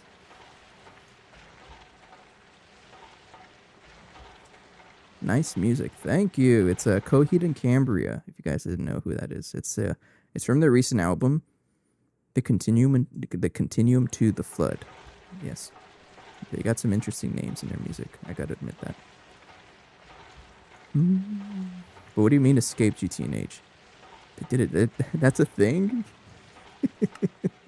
The heck? That sounds cool though. I hope you guys have like a VOD somewhere I can watch. I'll check your YouTube if it's on there. It sounds cool though. I'll check it out. Anyways, to all the recent joiners, I appreciate the raid. Hello, everybody. Now, what we're doing in the pack right now is I'm actually working on passiving the biocatalyst medium. So I just got biocells fully passive. And we have infinity catalyst dust just existing from ore miners, and then we also have rock growth catalyst medium. IGN3 made the escape room. I gotta check that out. I haven't heard about that. I can definitely like spend more time like interacting with the community, but I kind of disappear throughout the week, and then towards the end of the week I kind of show up again. I get pretty busy during the week, but I'll be sure to check that out. That sounds pretty cool. But anyways, like we got everything passive for the biocatalyst medium, except for the seaweed extract. We gotta work on this. Wait, so we're gonna need an extractor here, which needs a centrifuge here. So there's two ways to make seaweed.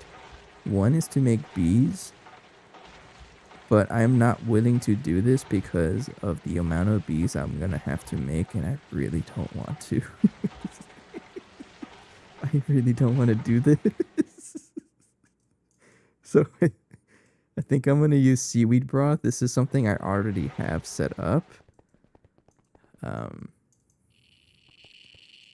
It's kind of set up here. I might keep this as...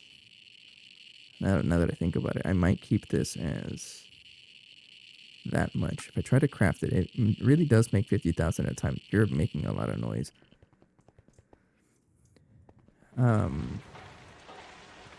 So I think I'll start off with that. We'll see if it can keep up with what we have right now. So I think I'm just going to make these two machines. So the seaweed extract and the extractor to turn it into this stuff here. That's what I think I'm going to do instead. Is there a more efficient recipe? Or do they all do the same thing? It looks like they all do the same thing. Oh, no. This is a quantum force transformer.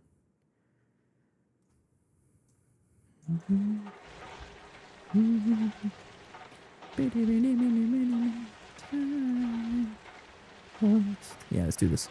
Centrifuge. I can't sing.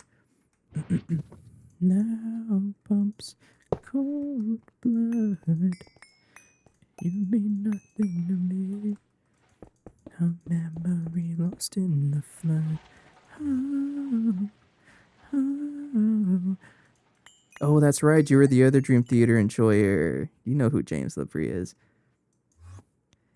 I think it wasn't James Labrie. His situation was he actually got like major food poisoning or something like that.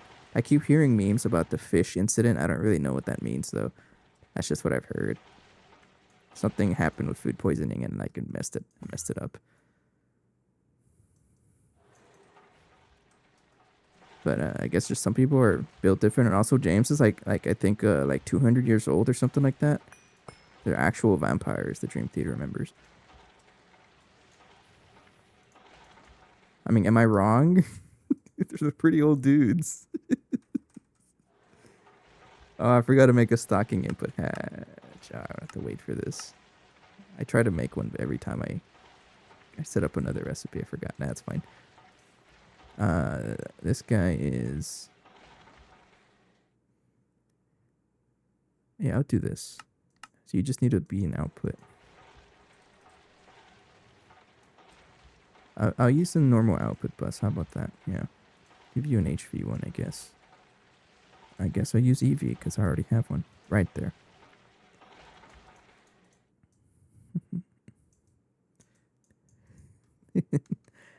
I think Coheed and Cambria is playing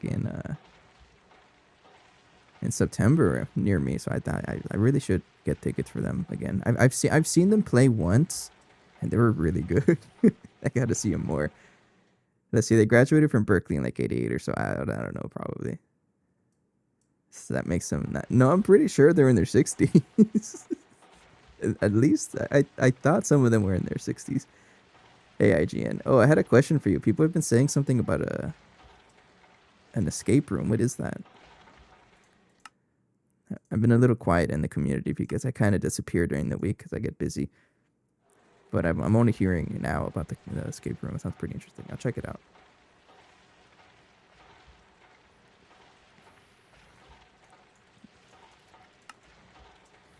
See, this is why you're supposed to craft stocking input hatches ahead of time so you don't have to wait around for this like a bozo. Skill difference. Anyways, while we're waiting, this guy is Ducked Orange and Cat and Bandit in a GT escape room bit. Oh. I'll see if I can find their VODs. So this guy needs... I'll give you a UV energy hatch. Let's do that.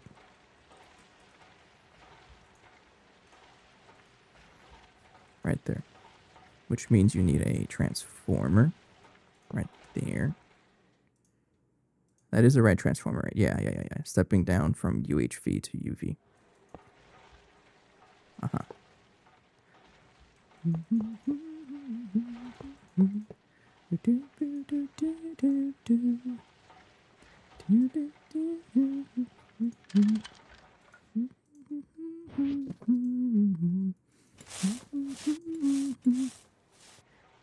See, I told you that. Wait, Jordan 68? He's old.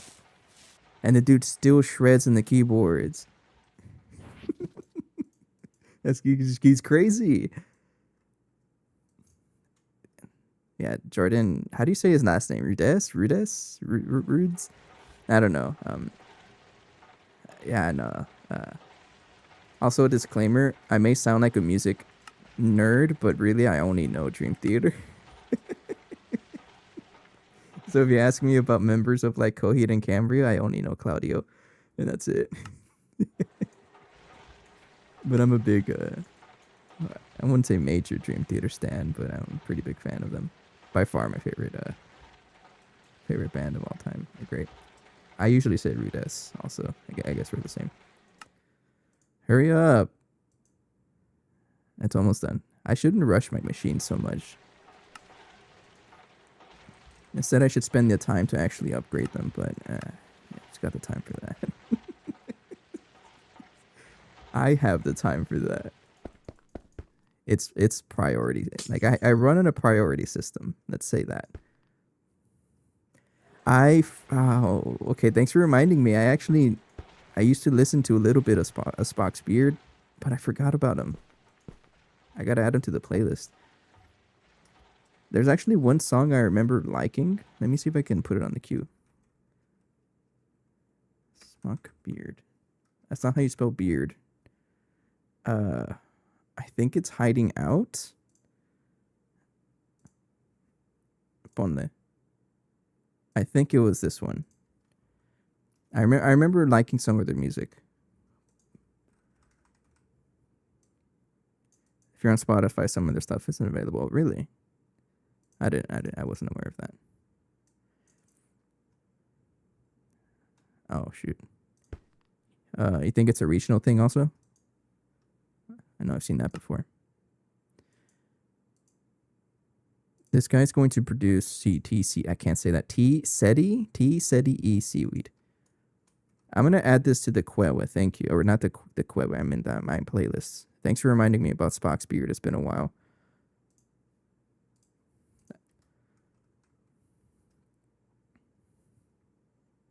All right, that's some info I'm not aware of. I don't know who Neil Morse is.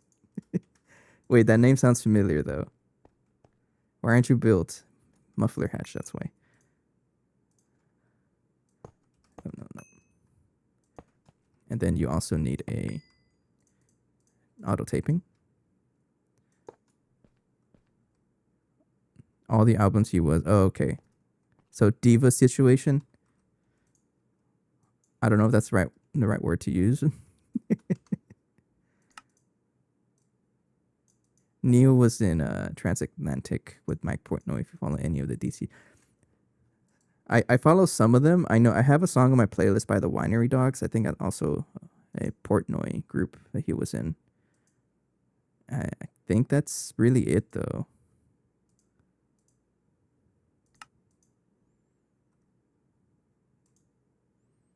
Oh, what am I trying to make? T SETI EC wheat. This one. Yeah, I need the circuit. Thank you. Throw that in there. And you're going to consume seaweed boat broth. But he fell off hard after leaving the band for some reason. Went to Nashville and started producing gospel music. I mean, that's fine. You know, you're allowed to make whatever you want. All right, we got hella T SETI E seaweed now. I should probably filter this guy to the same thing. I already did. Okay. So if I try to look here, yeah, we got plenty now.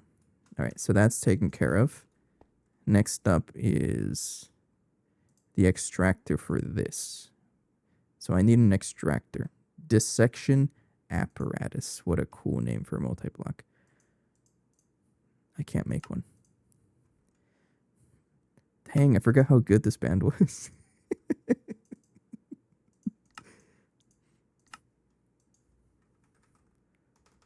Now out here on the Burning Lake channel, we music stands. Give me anything progressive metal, and I'll jam out. Advanced extractor 2. Ugh. No. Use the rename circuit. Yes, thank you. Just a little bit better. Their 5 out of 5 album isn't. For you're talking about Spock's beard? I probably would have to listen to them on YouTube then. I would imagine it's on YouTube. But I got you over here hyping it up. I'm going to have to take a listen to it.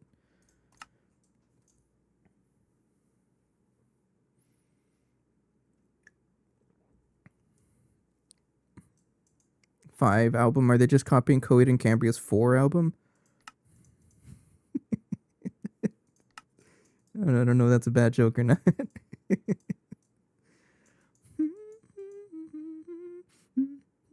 From 99. Okay, it was the other way around then. Countdown. Okay, what do I even need for this?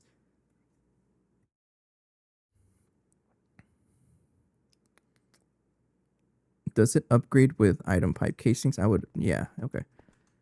So I need, how much? I'm getting confused here. 19 of you, and hella stainless steel machine casings. I'm pretty sure I have like 5,000 of you in here for whatever reason. 3,000. That's the same thing. We have enough. I'm gonna build the multi-block with. Oh, I also need reinforced glass. Actually, I got plenty. I'm gonna build the multi-block with these guys, but I also have to make the black plutonium ones because I can. Thank you. Okay. This is a 5x5. 1, 2, 3.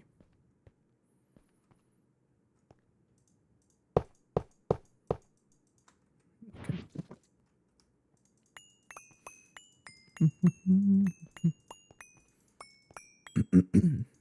Excuse me.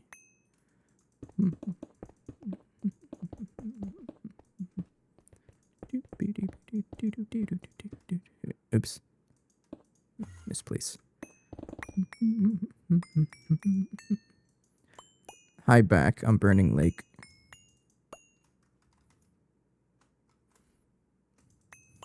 I had to do it to him.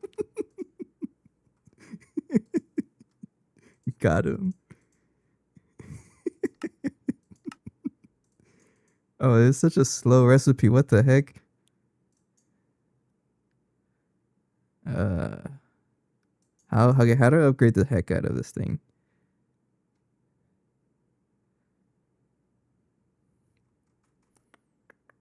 This is a slow recipe. This is really the only way to do this, right? Um,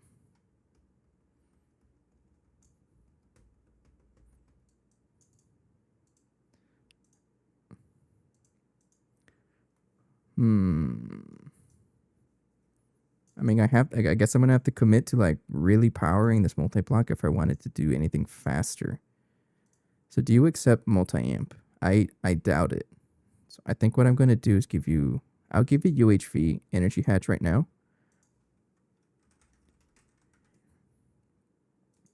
and we'll see how it can support that. Have you seen the imp presets? I have not.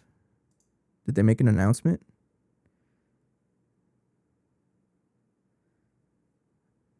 I guess I'll look into it pretty soon. I absolutely am, because switching between my 20 implants between grinding and looting setup is atrocious. It's complete ass. And I would like to be able to switch between them. Oh, why am I making... Oh, never mind. It's not that bad. Oh, speaking of Coyote and Cambria, there you go. Light in the Glass. Probably my favorite song by them, honestly. Yeah, we'll stick with the UHV energy hatch, I think. I think we're fine with the amount of power we're supplying everything else.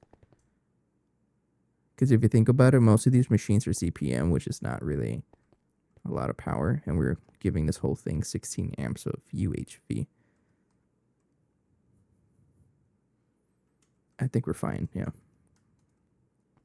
So I'll give this a UHV energy hatch, and then we'll go from there. But this recipe here to make T-SETI E seaweed extract, that's really hard for me to say. This is just item input, item output. Yeah, I'm looking forward to that. Output bus. Is this really the only thing you're used for? I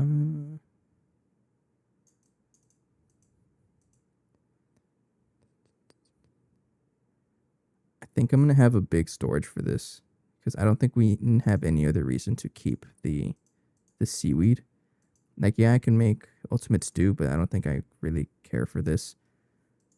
And the actual seaweed broth is just made that. Yeah, okay. Meaning output ME output bus.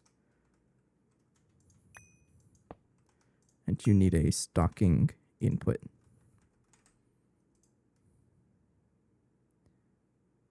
I mean, I just keep using regular. Yeah, just fine. I think you pretty much function the same, right? Oh, don't do that. You should function the same. Yeah, they're really cooking with this update, aren't they? Is that what the kids say nowadays?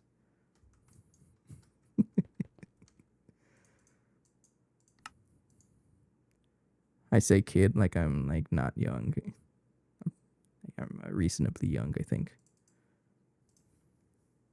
When you wake up for a while, I don't know why I am.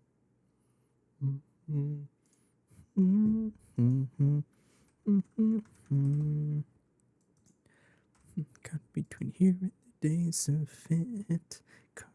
I can put the maintenance hatch anywhere, so I'll put you up here. You can have auto taping because I'm rich. There's a few things that annoy me about 2.8, but most of them I've been able to solve with config change. How so? I've heard really good things about 2.8, especially things like the matter manipulator, which apparently is the most amazing thing of all time. I keep hearing. It sounds like something I'm gonna really like whenever I get there. Config way of time. Are you actually able to upload files? Oh no. It posted as a link. It's funny.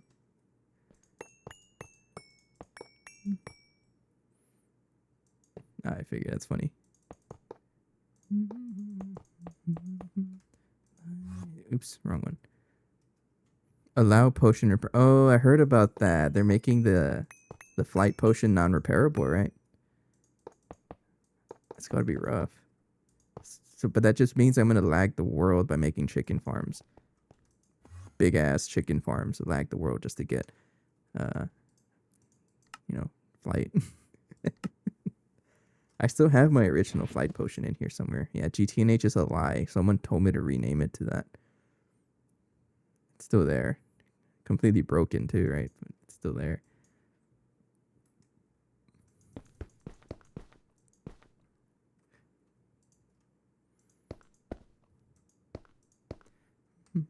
Energy hatch is still being crafted. I should have crafted, made more of these,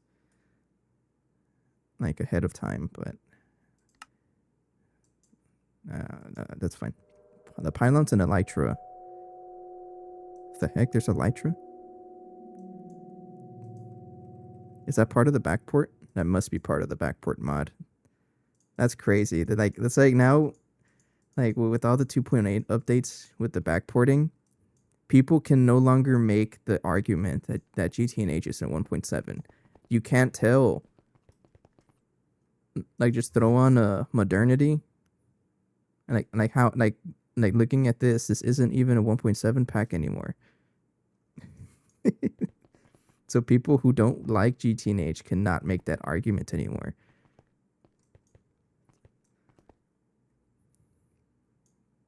A little bit of a rant, right? Yeah, it's barely Minecraft, you're right. So I'm thinking here, where the heck am I going to put another group of bacterial vats? I think for now, I'm going to keep...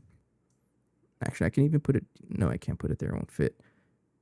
I can... I'm going to keep the seaweed broth, and we'll see if this one can keep up with this guy. I'm not going to worry myself with upgrading this one until I notice that we're actually out of seaweed broth. But we're really just waiting for the energy hatch to finish up, and it's almost finished up. I think the blast furnace may have stopped, though. Yeah, you did. Turn on the streamer switch. It is on. Oops.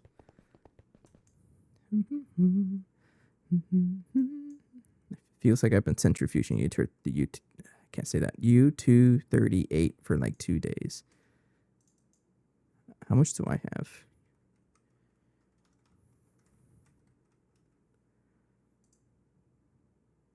Yeah, 4.8 million for whatever reason.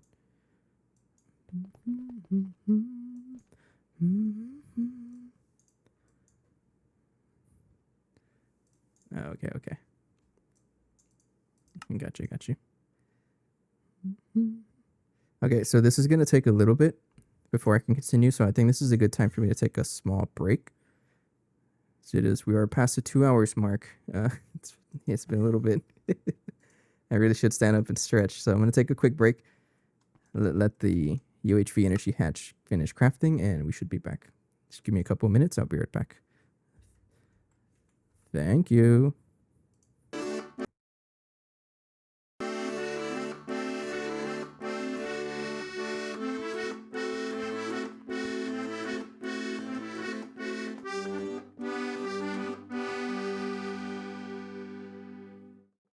Okay, so we got it built. Pressure poop injector. It's very cramped in here, right? But that's okay. I need your love. I need your time. I need to be free with you tonight. I need your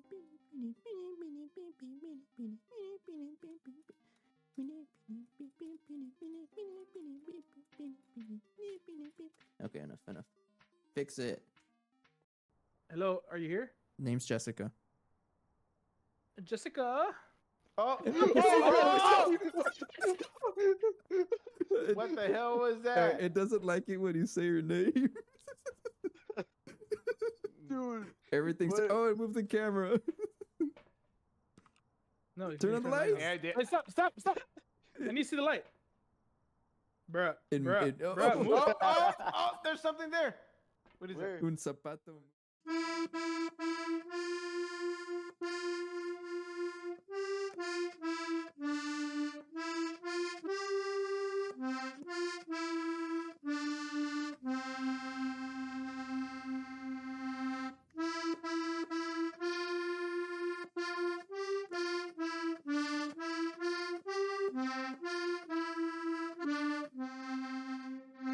Thank you.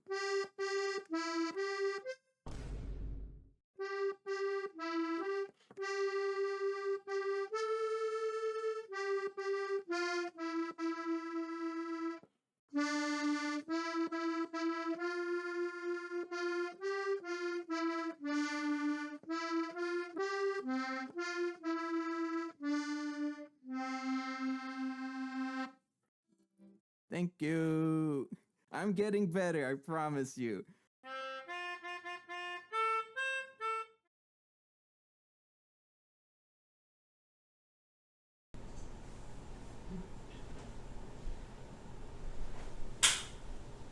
All right. We're going down what's the saying? Trip down memory lane? Something like that. So whoever doesn't know me, hello? Burning Lake, I don't know how to do introductions right now. I'm camera shy, by the way. I also play instruments. So if you don't know about this one, it's a really giant wood instrument in the shape of a keyboard. It's called a marimba.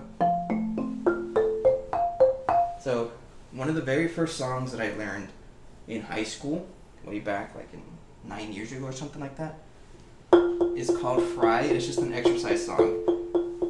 And it became such a meme in high school because of how cute it sounded.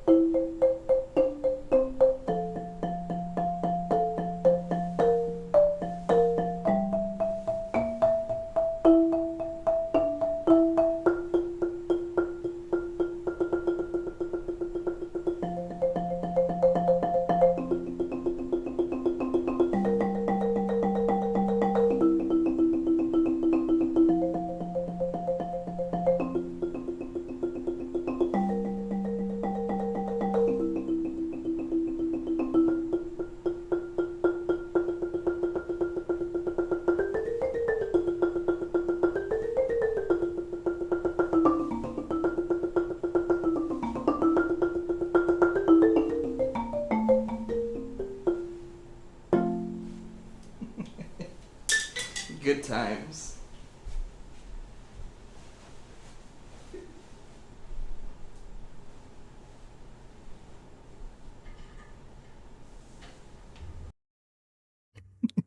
Hello. It's yeah, it's that song is called Fry, and it's like literally fry like French fry. Don't know why. But a lot of the songs that we played in like the ones we learned in high school were mostly like just things to actually learn how to play it. So they all sounded pretty cute because they're just practicing some of the more normal routines, I guess. That specific song is trying to practice independent strokes, I think is what the term is, where you're able to separate the left and right hand mallets individually, play each of them individually. That's what I was trying to like encourage. But it was the very first song that I learned in high school, and I still know it. It's so cute. And it became a meme between the other high school students. And even to this day, like my brother just graduated from the same high school after I left like 10 years ago. And he played that song still. And so word passed down throughout the generations of Fry. Good times. I'm trying to find more like practice music for stuff like that. Also, this guy's still not finished. Why the heck? You're so slow. Let's go check out what's going on here. It's such a cute song too. Oh, you're stuck on this guy. You might need more power. How much power are you getting right now? It's like 64 amps. Yeah. Yeah, you'll stick like that. It's such a cute song.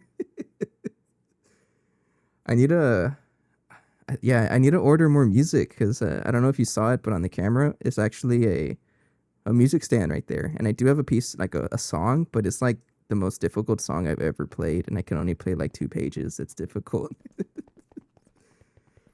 But I think I need to like settle down and find an easier tune to practice, because I am a little out of practice for sure, and that's okay to admit that, right? Okay, this will finish crafting. I need to set up another area for the bacterial vats, and where the heck? If I maybe even just putting them here, or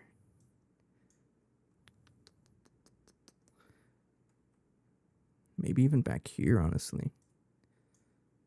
As long as it fits the pattern, we're okay.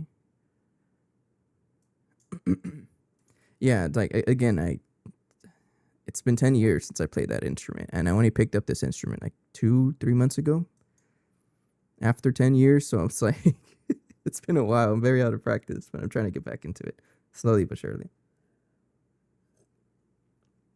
But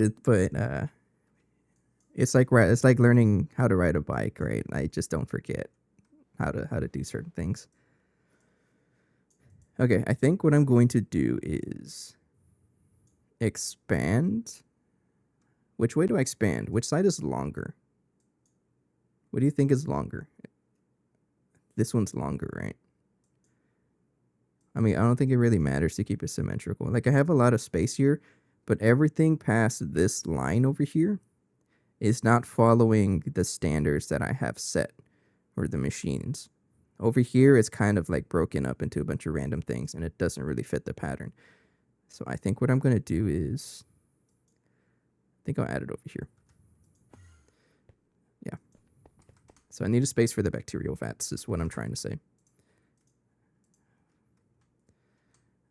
So this recipe needs glass tier UV, which is the osmium glass. I think I'm going to give it iridium. No, what kind of glass do I have?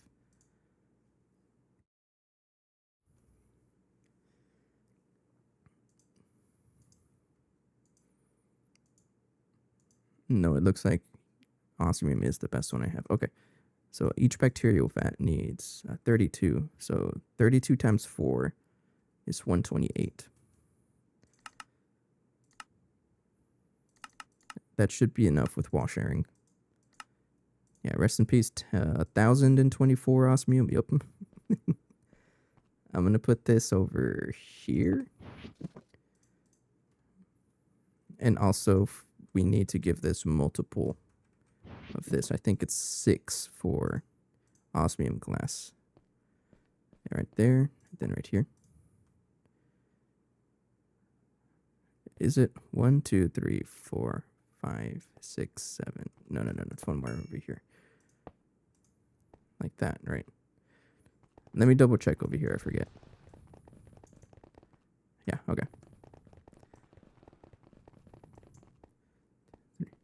But yeah, it's something I've been doing, just bringing the music back randomly.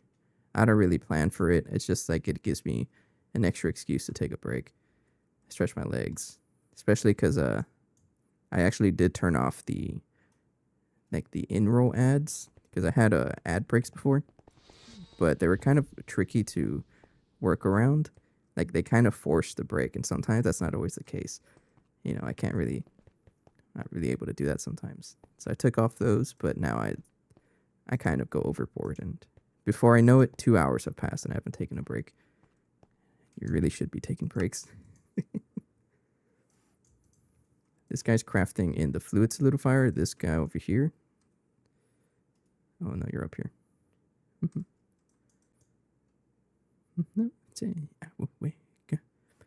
It'll finish eventually. I think the energy hatch is done, so I can continue with doing the extractor. Get this guy set up. I need to have this processing as much as possible. As soon as possible, right there. But yeah, Lazard, I'm not against doing like a full stream of it, but I just don't know the logistics behind it yet. But I think it'd be pretty fun.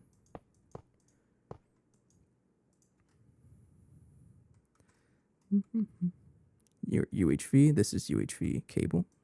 No explosions.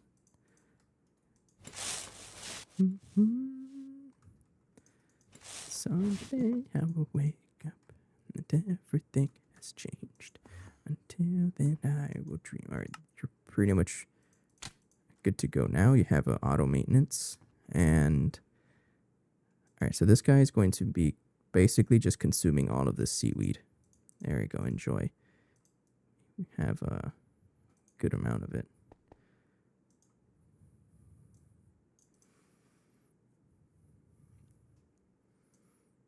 I mean, it's not that slow. It is 9 per craft.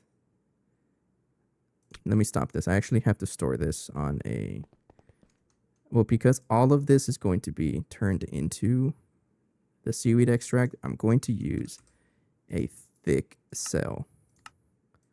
Yeah, let's do it. Big cell. Just to store an inappropriate amount of this stuff. So we put that there, and then we filter it up here. But we do not void it, because I want it.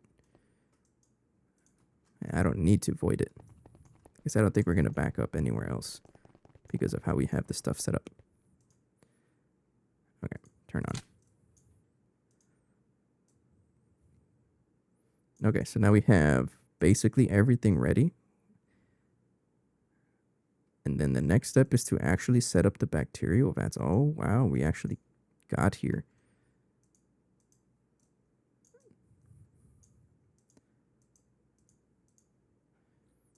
Now, one thing I'm concerned with is because I do want to have a backup of this stuff. So I just need to make sure, maybe tweak the speeds of crafting bile cells or something to basically not overstock this. That might be what I have to do so I don't consume too much. And then, I don't know, we'll play around with it some more, but I need to build this first. Glass needs to finish up. It's almost done.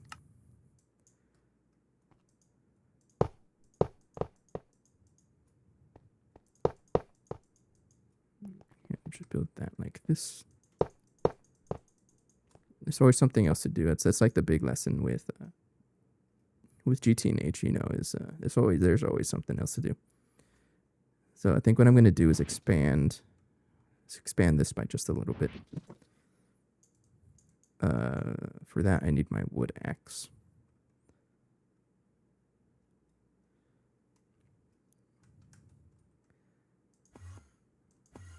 Okay, so I should be able to copy this. And then I should be able to copy the basement over here. Like that. And then expand one left. Right, yeah. Then expand, not expand, expand to right. So it gets all of this.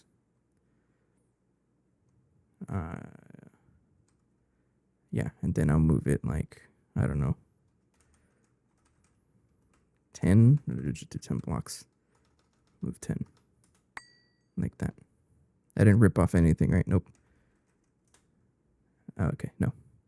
Oh, yeah, yeah, this is gonna look funny with the two resource pack I have. That don't look very, that bug. There we go. It's dirt, I promise. It's just the resource pack that makes it look like a giant compact machine because I needed it for a video. For a compact claustrophobia video, which, by the way, go to my YouTube. Shameless advertisement, but I actually have a compact claustrophobia series going if you're interested in that. Dang, how did I do the shameless advertisement? Okay, so we're going to... I got a bunch of junk in my inventory here. Get out.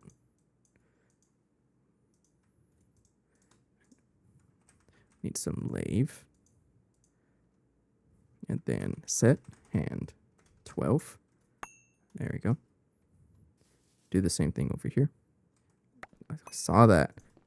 They don't think I didn't see you. I see you. Hey, watch this. Got him.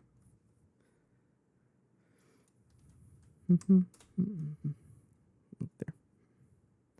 All right, break you. Then we go all the way over here. Right there, and then set. That's not how you spell.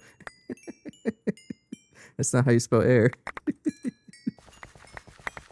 Man, in compact claustrophobia, I would love to have this many giant compact machines, but that's not really feasible in that pack. If you guys know about that pack, it's not feasible at all. Well, no, that's not true. Where I'm at, yeah, it is. It's just very time consuming. I've been trying to upload a new episode, but for whatever reason, I can't quite get the audio to work correctly. I'm trying to do different things, you know, like normalize it to YouTube standards so that it doesn't sound super quiet. But every time I try to render the video, it just breaks the audio. I've been having trouble with that recently. Part of the learning process, though, is stuff like that, though, so I'm all for it.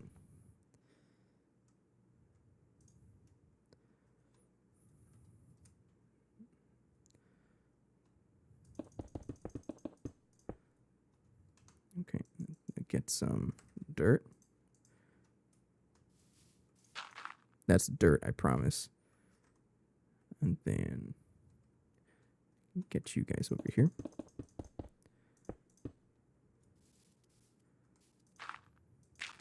That is dirt, I promise. I haven't really done anything over here yet, so I'm not going to, but that should be the basement. Yeah, okay. We have expanded our area of influence just a little by a little bit. And it's all we need sometimes, just a little bit. Should be able to build this now. There we go. All right, that guy's done. So we have 4 more bacterial vats. And then I gotta set them up the same way I did with the other ones, and I don't remember how I did that.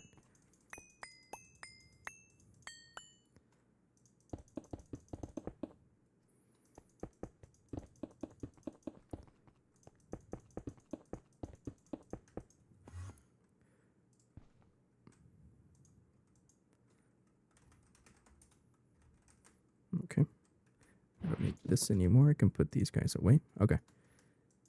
So, fun fact, if you didn't know, you can actually share maintenance hatches right here. Hey, Precarious.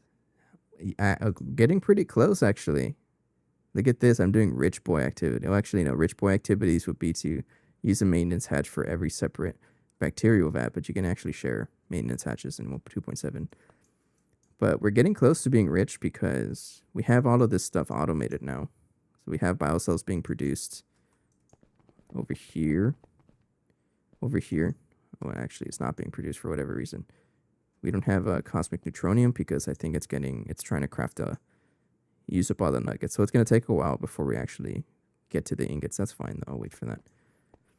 I tilted and took a week-long rage quick break. Honestly, understandable. That's okay. Are you back, though? Technically, I take week-long breaks, but that's just because of my schedule. But anyways, yeah, we have everything automated for... Like, we have Infinity Catalyst Dust, we have bile cells, we have T-Seta-E extract, and the raw growth catalyst medium. Oh, you finally got it working? What was the issue? Is that why you rage quit? I remember you talking about it last time, where it was, like, just not working. Only tier 4 forms. Okay.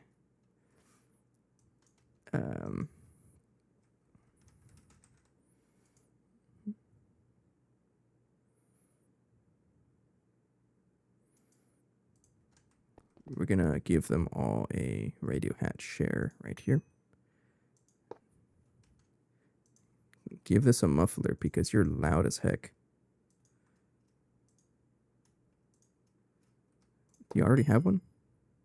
Oh, you already have one. All right, thank you, past burning. So I just pasted it in and I only put in 6 rotors. Oh. All right, here comes the fun challenge of trying to remember how this setup works. Um.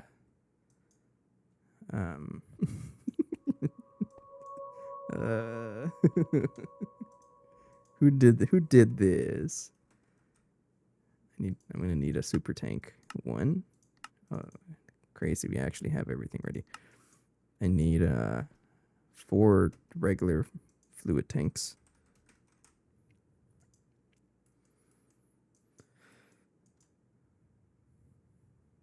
I'll craft them ultra low ones, right? That's all you need, really. Yeah, that's all you need.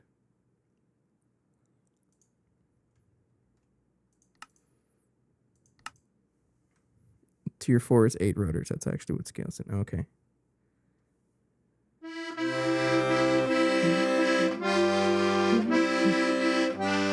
Cyrus! Hello. You caught me at the perfect time. I was trying to drink water, so I didn't get to say hello correctly. Hey, Jolly. Hey, Cyrus. Oh, hang on. This ain't gonna work. The heck is this?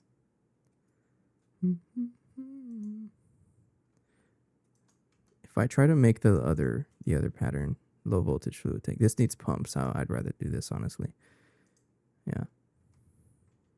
How you guys doing? How's your stream? Thanks for the raid. Hello, everybody. Had to step away after we raided for a bit. Hope all this one. No worries. You guys have a shared account? How long has that been? Wait, no. Never mind. It's because I always associate with Vin. That's why I appreciate the raid to both of you.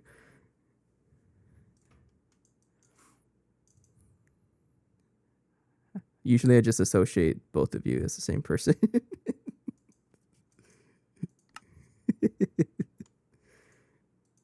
Yes, I appreciate the raid.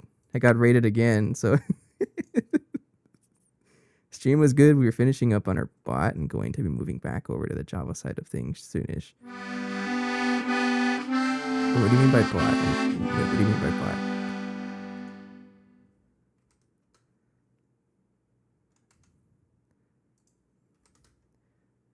No huge clay fluid pipe. I'm absolutely out here in oh, thanks for the subscription. Dude, you're too nice. I'm glad you like it because I can't hear it. I don't know why, but like every time I restart my PC, it's like a 50-50 chance I can hear my own alerts. Right now, I flipped, or I got the wrong side of the coin. I can't hear it. Now I'm building a Twitch bot in Python to handle all commands for spawning mobs and things on the server. All handled server. Ooh. Oh, you're just asking to get like your world destroyed by a bunch of bots, a bunch of weird commands like that. That's cool though. I mean that in the best way possible, by the way. Throw this in the compressor. Where's my compressor? It's over here. I gave them gambling yesterday. It's already bad. Input bus is right here. Look at me all the way in UEVT. You're making clay plates. Oh yeah. Hell yeah. Not only clay plates, but double clay plates. Not only double clay plates, but huge clay fluid pipes. Not only that, that is for and I'm just looking for low voltage fluid tanks. I need 4 of them for my activities. Super tank has been crafted. Hit the jackpot and 1.2 million points. Can you convert that to real money? Because I'm kidding. No, you shouldn't do that. That'll probably be breaking some kind of rule. I should probably I'm going to take a screenshot of this. Redeem Target gift cards. Oh, scam. Let's take a screenshot of this. You know, it's a very good setup when you don't remember how to build it.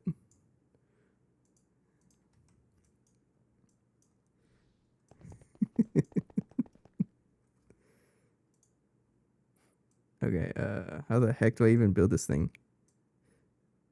Or how, if it works, trust me, it works. I can show you proof. Look, we got 63, oh, it's actually building up, but we got mutagen there, 60 million. And then we got growth catalyst medium, 60 million. It works. For sure. But actually building the thing, I don't know. There's so much things here. Like an activity detector cover for whatever reason.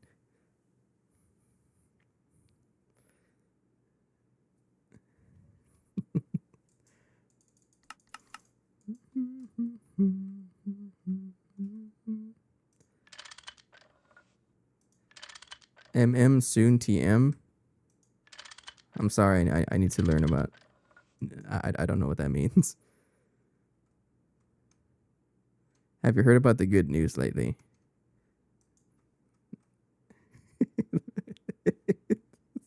Oh yeah, Precarious is our resident matter manipulator enjoyer.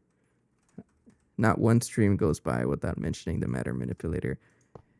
It would not be a stream without Precarious mentioning the matter manipulators. I appreciate that.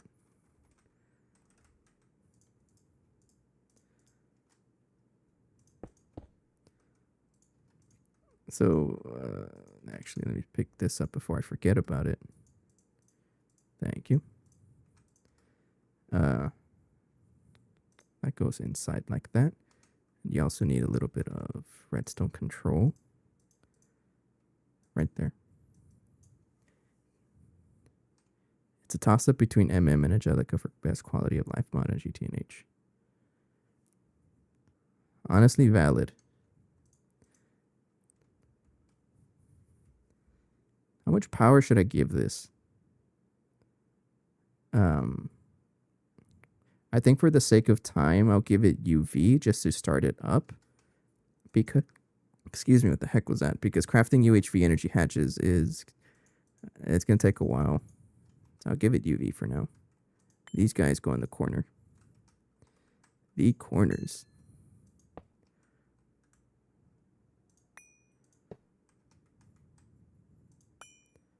Right there. Okay. And then you also need red alloy wire. 1, 2. 1, 2. 1, 2. And you'll never guess it. 2, 1. Got him. And then output hatch right there. So we got to think about this. How much fluid is this producing, and how much of storage can we put into here? So we need to figure out the size of output hatch that is going to suit us the best in order for us to keep it exactly halfway filled or half empty, however you want to think about it. I'm a half full person, not half empty. So 10,010 is the amount that we're expected to produce per batch. So we have to have an output hash that can store half of its value and 10,010 above that. So what do we got? So how do I figure this out? I divide by 2. In our case, 16,000. And then add 10,010. Which that works. What about you? Divide by 2. Divide by 2 is 8,000. Add 10,000. That's too much. So we want MV output hatches. I can't craft you. Why not? Looking for this circuit 2. Sure. Ask machine circuit 2. One of you. I don't know how to make copper tanks either. How dare you? Circuit 4.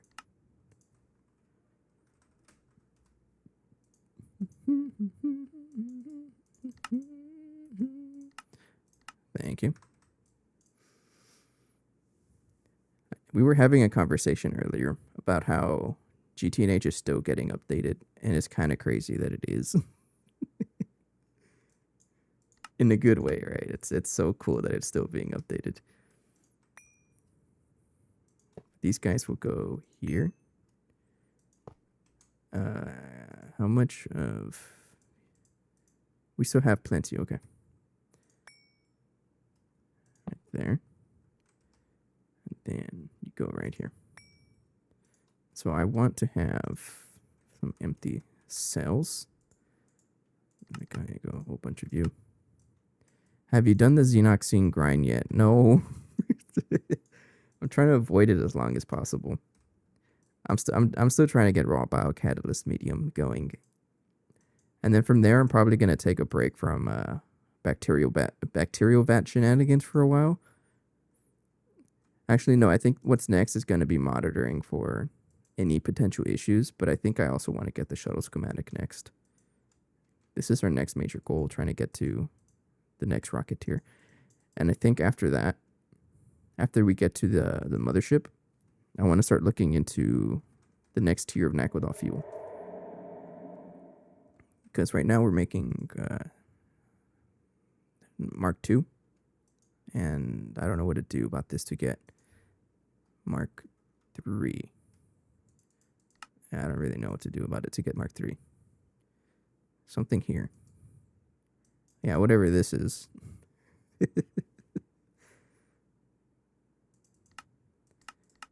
Chromatic glass. Why wouldn't I do this?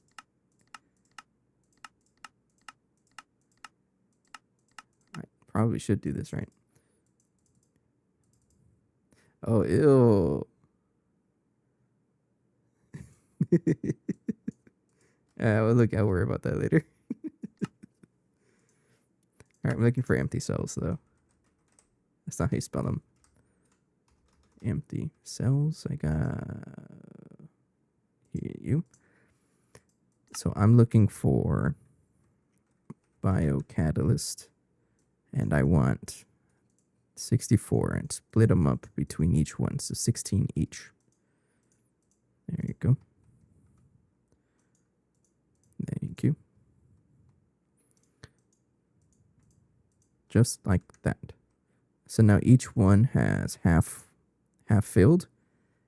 And then when it actually crafts the 10,010, it will be able to fit in here just fine. We'll be having like 26,000 in total. And then what I should do is have a little bit extra just in case things go sideways. I have a backup. That's what these guys are all for. My backup fluids. So I can jumpstart the bacterial vats up again if things ever go wrong. Anyways, next step is to make the volumetric flasks. I need 4 of you. I'm have to lose my tungsten steel flasks. I've been losing these slowly. I've never crafted these. I've just been getting them from loot bags and I'm running out. It's so sad. That's fine though. They're very useful. But our little automation setup relies on volumetric flasks. And just moving the fluid back and forth with redstone logic and ender IO conduits.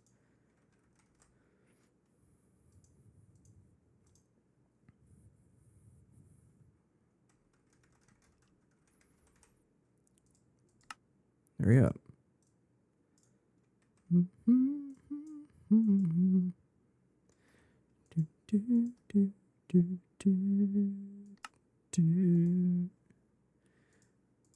Thank you. And we set these flasks to be the amount that we expect to produce in a batch. So in our case, it's 10 times 1001, which quick maths, 10, 0, 10. I think. Yeah, that sounds right. Okay. And then we get a low voltage fluid tank, but we had to put a item conduit between each one. Like that.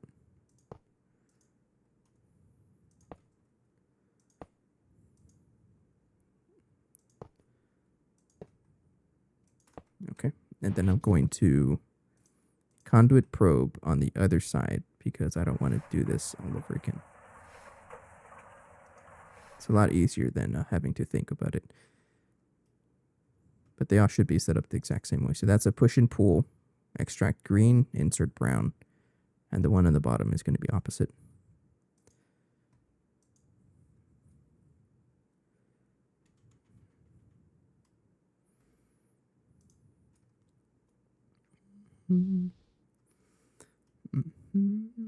So Xenoxine, it really starts off with Radox, right?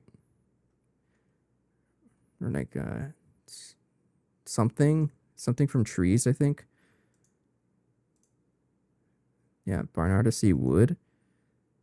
So you need a tree growth simulator.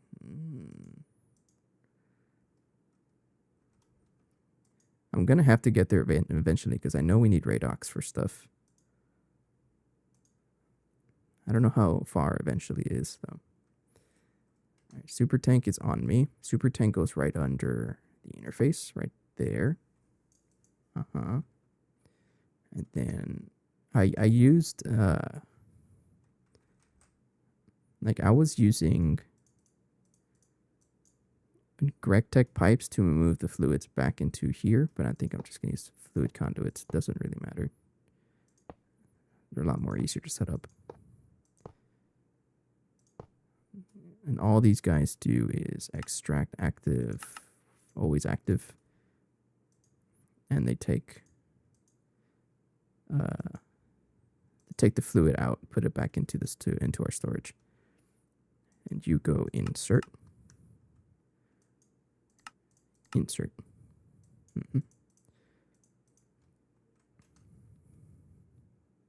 And then get a fluid terminal.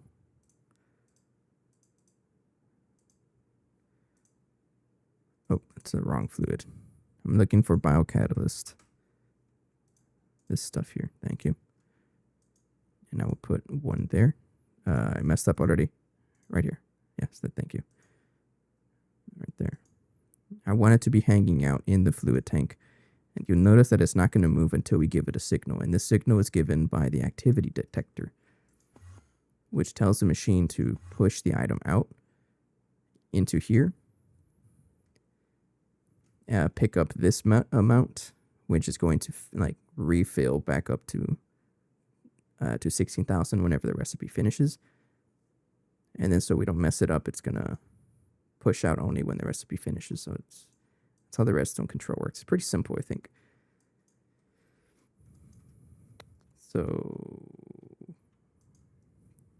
we need a couple of other things. We need a bunch of fluid detectors here. I think I need 5 of you and 1 of you.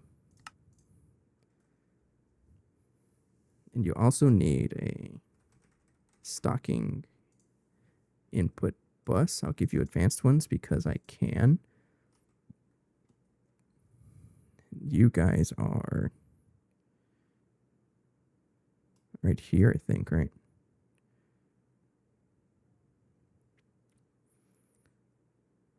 I'll put it right here. It really doesn't matter, but I guess I'll put it right here. No. You have to be over here. Right here. So you have the input bus, and then you have the other input bus. Right there. And you also need an input hatch. 4 of them. How much fluid am I going to need here? I would expect 5,005 max. So you can just use an LV1 is fine. LV1 should be just fine. So that goes over here.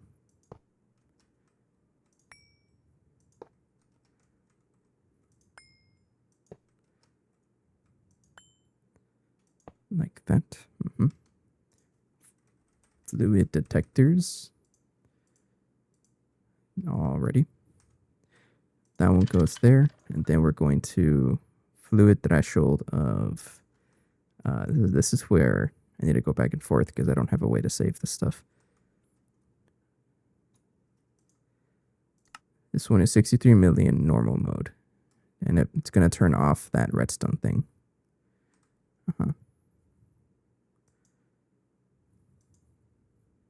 We are crafting it, right?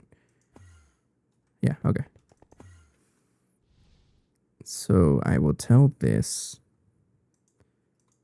63. 63 million, normal mode, and have a couple of red alloy wires. Just one, really, right there.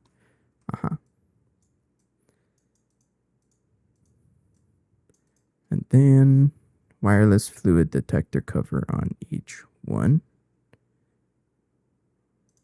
Right there.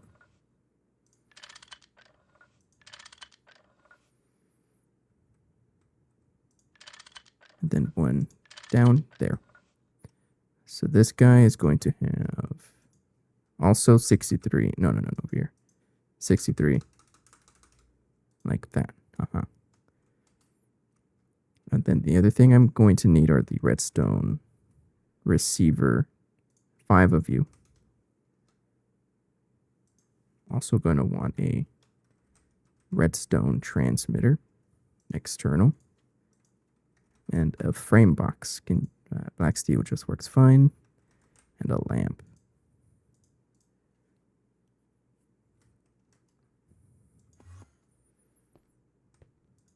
So put the lamp there, then frame box. Transmitter goes on top. Right there. And something about these are a little buggy. I think I'm going to configure them only after all of them are placed. Because for some reason, if I like add to the network while they're running, I really don't know how to explain it, but they tend to be a little buggy. And I've noticed that, at least I hope I'm going to try this. If I start configuring them after all the ones I need are plugged in, if that's going to make a difference. So I need 4 of them to be internal.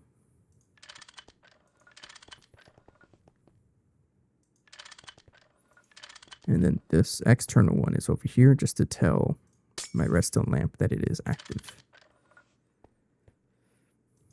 I think that's pretty much it. And then it's like actually setting up the controls here. So, what frequency am I going to use? Good question. I have a list over here on the side.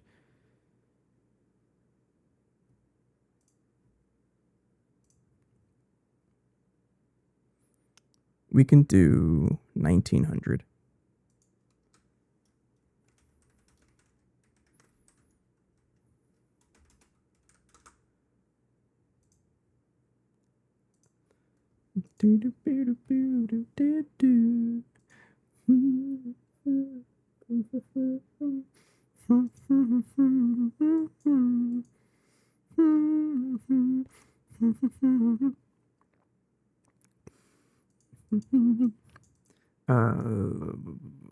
Okay. So do 1900. This one will, I think I'll set up the external ones first. So this one is going to be 6300. Invert 1900. Like that. These guys, I'm going to give them 6000 and 1900. Go ahead and copy paste because miss me with doing it manually. Where's my copy paste tool? Right here. No? Okay, it was just a small lag. 1900, 6000 fluid threshold, and that fluid threshold is just to tell the machines to don't work unless you have enough of this fluid in here. Because I learned even if you have a little bit less in this, it'll actually consume that much still. Like the recipe will start if it has less than 5000. So this is just like an extra way to make sure that we have enough fluid in there for the full recipe. What do you mean no cover found? You have a cover like right there. Okay, it worked. Never mind. Yeah. Okay, and then next up is to tell this guy 1900. Copy, paste. Just like that. Okay, I think that's everything. Let me make sure if this one is ready here. No, this one's not. 19,000 or 1900. 19, right there. This is 100% first try. I don't know, but every single time I set this up, it's always like the redstone. It messes up. But then I figured out how to fix it. Just change the number and it works for whatever reason. I don't get it. That the redstone transmitters and receivers are bugged. I can't you can't deny it. Sure, call it skill issue, but it's definitely bugged. Sometimes they don't work. But whenever it doesn't work, I think no matter how much you fix it, I think it just keeps like a ghost value somewhere. I think that's what's happening. So if it's like for example here, I had these set to like 1500 before. But it would not work no matter how much I changed it, private frequency and whatever. But I think what was happening was that some bug somewhere, there was like another 1600 frequency covered that was like saved in the aether or whatever you want to call it, and it was preventing anything from working because it was always off. I think that's what's happening. Like it gets stuck in some weird dimension. Is that really what's going on? I don't know, but it's my head canon. We'll go with that. How many channels do I have? Because I need like 8 channels for this. This is... I don't even know how many channels I have here. 21 channels. We got enough. Do you still have your tin foil hat? I don't know, actually. I have 4 of them. Doom Squirters Protect. What's one of the names of all time?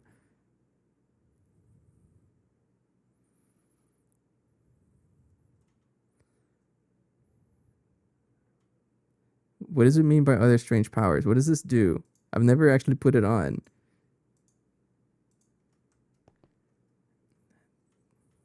I'm still zooming though.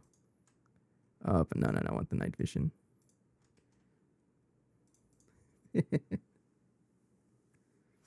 Is it used for anything? No. What a shame. So we do have enough channels here, so I'm going to go ahead and just plug everything in.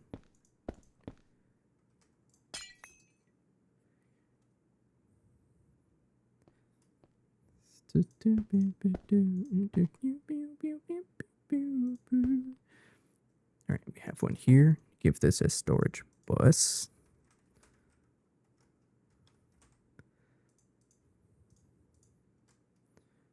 Like that. And we're going to store raw biocatalyst. That's the wrong... No, we want fluid storage, sir.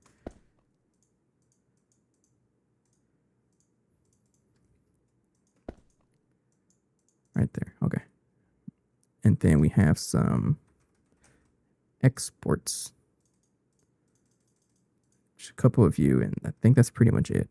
So each of these guys is going to have raw growth catalyst medium.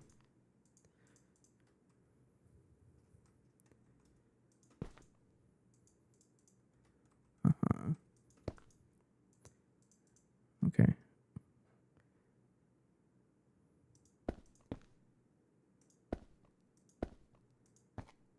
Ew, why are you connecting? I never understood why ender IO fluid conduits like to connect to like A2 stuff for whatever reason, and it's always so weird. Out of oxygen again. Yeah, oxygen is like, it's one of those things. Like we had 8 billion oxygen, and it was mostly from stuff we were centrifuging from the ore miner. That's all been eaten, and now we're back to our main supply at the sugar factory.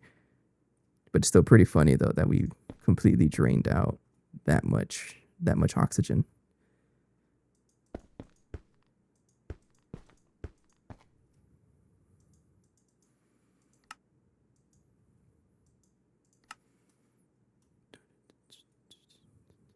All right. Now I need to plug this into power for sure. This is UV.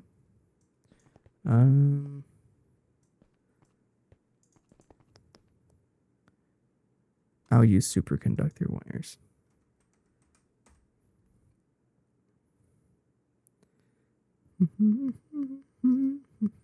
I don't know why I have 2,000 base ingots in here, but I should really make use of them.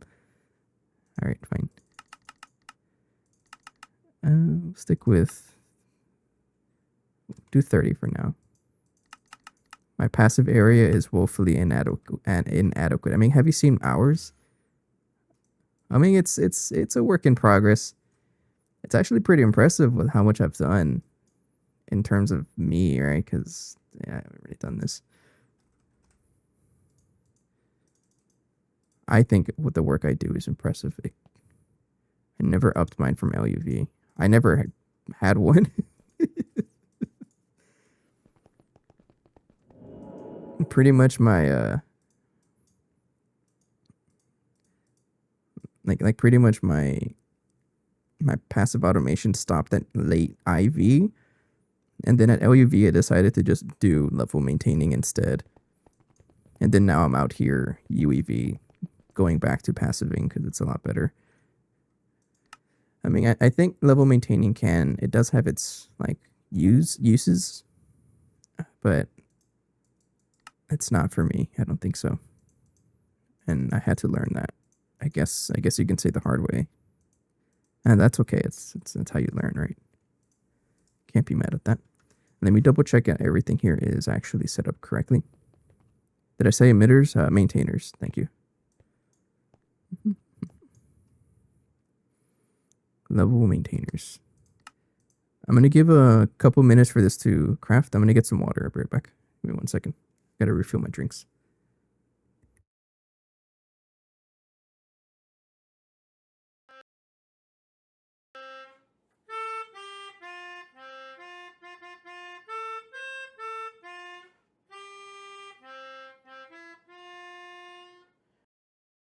I don't know how well you can hear that. Is it going? It scared me.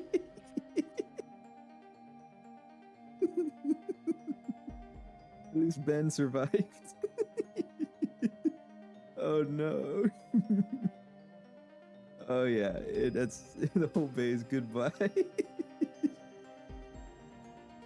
Okay. Oh yeah, you absolutely want to be careful because if you don't do it correctly, goodbye to your entire base. Alright. Let's go check what happened to the rest of the base.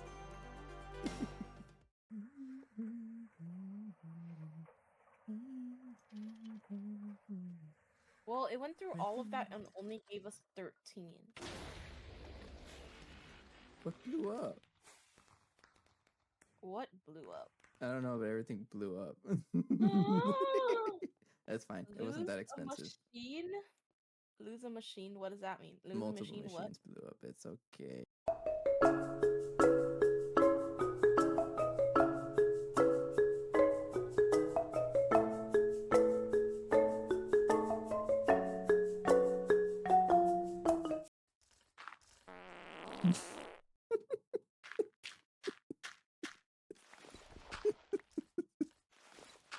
Sorry, this is so funny.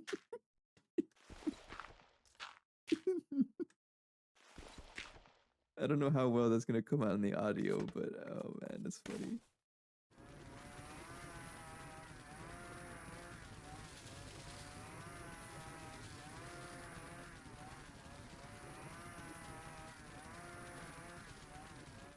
But there you have it. Hope that answers the question of what texture pack I'm using. I also included a link to the GTNH wiki that has more resource packs there for you to check out if you're interested. Like I mentioned earlier, I'd like for this to be a series where I answer some frequently asked questions. So if I get any more, I'll be sure to answer them. But for now, take care. See you later. Bye-bye. I'm directly pulling this right out of my ass.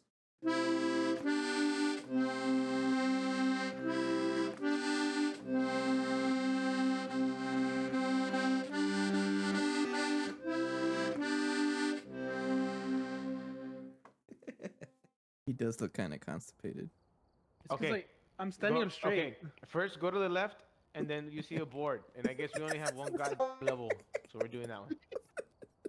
This Okay. is how I crouch. This is the button for Leo, crouching. Leo, turn around. Difficulty. Look at that You want hardest or just No, we're gonna medium? die. Wait, Leo, look at that Owen. Hold on. I'm trying to do things. Hold You on. gotta look at that Owen. He's doing something. What did she do? Okay. What was that?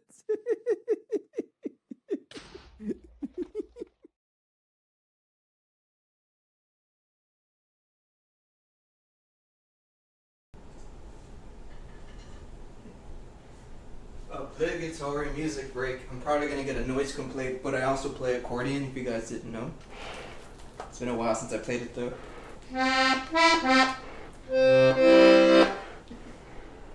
I don't know how it's gonna come out in the actual recording. Let me check it out. You can hear it, right? Yeah, you can hear it. So, fair warning, I haven't like actually configured the mic settings to pick it up, so I don't know how it's gonna sound, but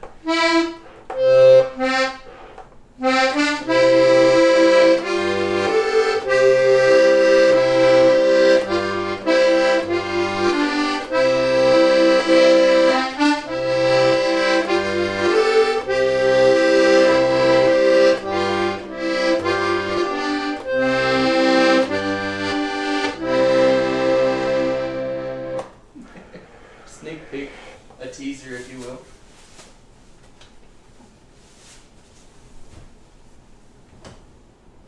Don't fall over.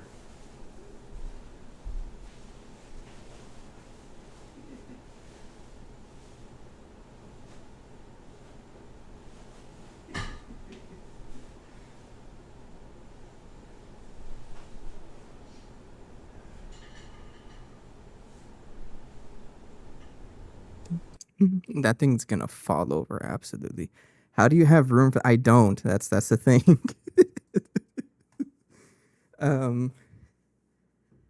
Yeah, the man takes up half the space in my living room. So that's in the living room also. It's part of the tricky situation I have for my setup. Is I got my marimba in the living room. Oh god, I'm gonna be a expert player at some point. Yeah, so I can't even put it in my bedroom, which is where my streaming setup is. So if I show you, behind the accordion is a wall, right? Behind that wall is where I'm sitting right now. So you can't actually see me. I'm in another room. So yeah, there's absolutely a long ass cable going from my computer all the way to the other side of the living room just to power up my mics and the camera. It's not a very good setup, but I got to make do with what I got. It's have a what do you call it? A bachelor pad of an apartment. It's very small. But setting up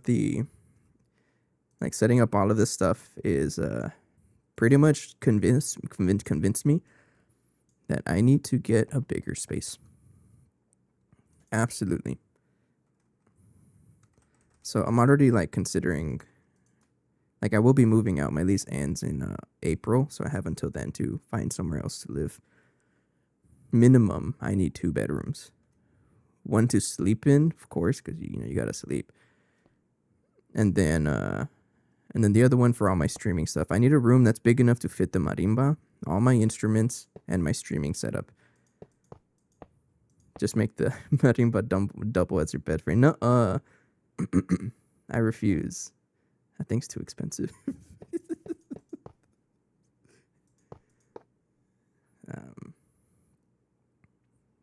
I don't even know if I'm gonna have enough power for this, but you know what?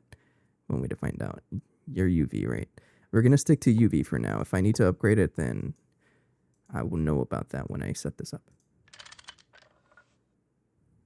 No explosions, right? But no explosions is a good sign. Make amazing music while you sleep. I mean, that's pretty much what all of the famous composers do, right?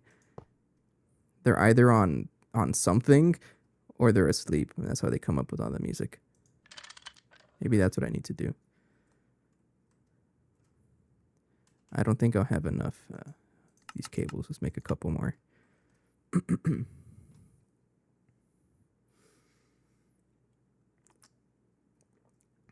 But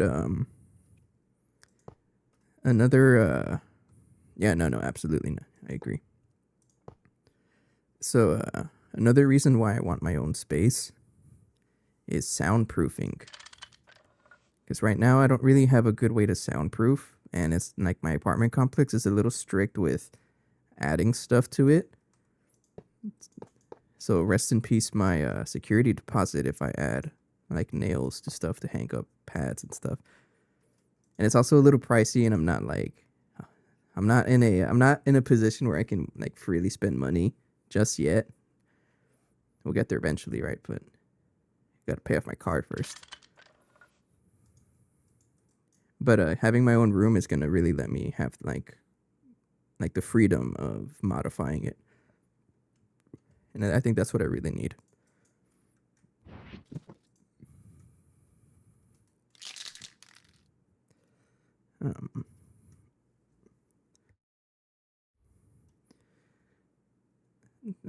I can probably still tweak the audio, but it's getting really tricky because the mic that's behind the camera. There's a mic behind the camera, right? Because it's a dual mic setup. The mic that's behind the camera is in such an unfortunate spot. I cannot move the camera anywhere else because that's just a really good spot. Otherwise, I compromise how it looks. It's such a small room, but that put the mic in an unfortunate spot because it's like getting all of the wind, all of the air from the AC unit, from the vents, and so there's a lot of noise coming from that mic, and I hate it. But I don't really know what to do about it. So before the stream started, I actually closed the vent, so that room is hella hot, but at least you don't hear as much noise.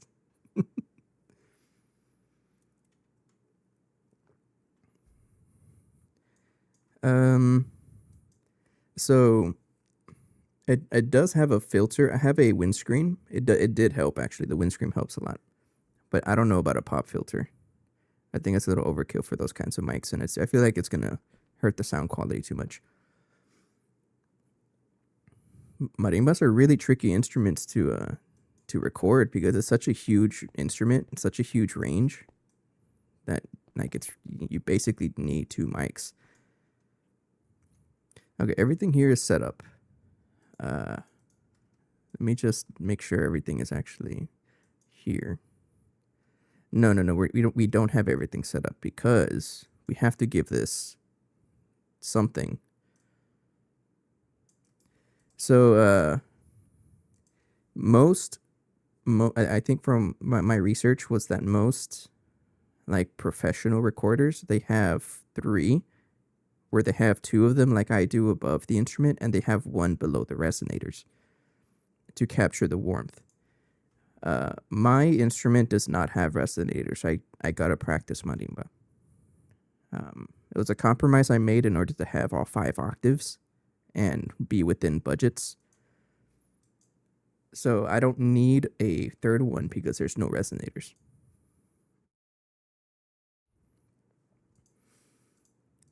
So one thing we need to figure out is the sieverts. What can I use here? I think it's like Nequadria, right?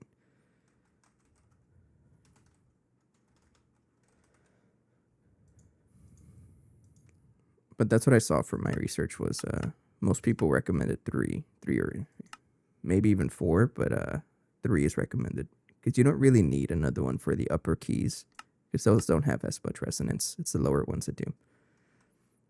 I need to set up Nequadria. Yeah, okay. So,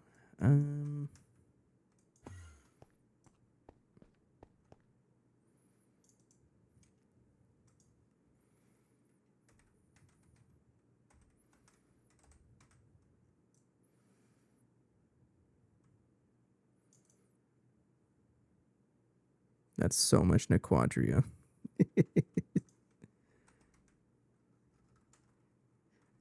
You guys remember a couple episodes ago where I only had like 200 and that's all I had for the entire episode?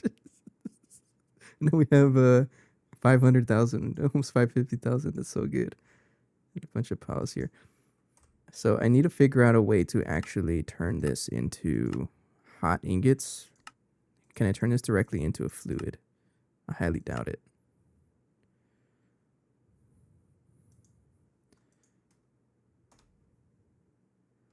Actually rich, right?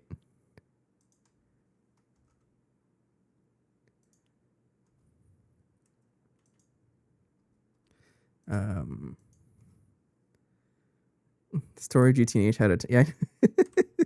But this is like probably one of the best examples because yeah, it was just like 2 weeks ago. You know, repeatedly I just had like 2,000, not even, and every single thing, every time I tried to craft something, it would complain, "Hey, you don't have Nequadria." Now I have 500,000 of this stuff, and now I don't know what to do with it. So this is what I'm thinking. Anytime I have something that I need blast furnace and only a little bit, I'm going to just throw it at over here. But I'm going to use like redstone controlled with like level emitters, probably back here for everything I would need. That way I don't have to add like multiple blast furnaces. I can just piggyback off of this guy.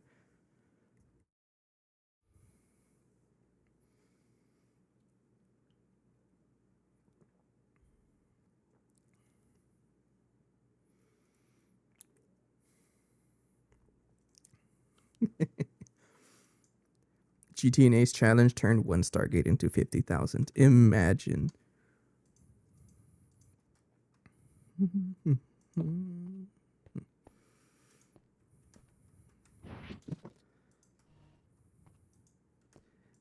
Wasn't that what someone was trying to do? I forgot. I forgot who it was, but someone was trying to full passive the Stargate. Oh, okay, okay. I did hear that correctly. Okay, was he actually able to do that? That's funny though. But Hive uses twist, right? So I don't know if that's allowed, but even though like that's funny. That's really funny. Okay, so I'm gonna give this a only possible twist. You like your brother? I bet. So tell you are a Stargate completionist, so I got a question for you. Well, can you redstone control these stocking buses? What's a good way to redstone control these? Because what I'm trying to do is have, for example, Nequadria turned into ingots so I can turn them into Nequadria rods. But I don't want to make too much of this because I don't need that much.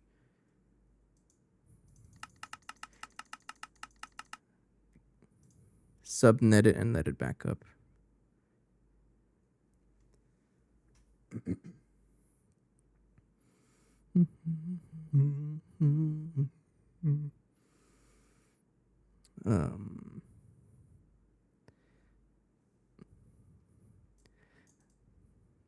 I know I can use a toggle bus, but doesn't that mess up the like what do you call it? The does it rebuild? Does it rebuild the network? Is what I'm trying to ask because I don't want to like toggle it back and forth nonstop, and the network has to rebuild like crazy. Precarious and there's some subnet discussion. It's so funny. But you're probably right. I'm trying to think about how to do this. Because the challenge here is that we have this blast furnace connected to like mainnet. Did not toggle bus mainnet. Got you. So yes, I don't want to do that either. So how can I basically connect? I need redstone. Honestly, the best thing I can think about is just have a input bus, and then just have a level emitter and the export, like an export bus level emitter. That's honestly what I can think about.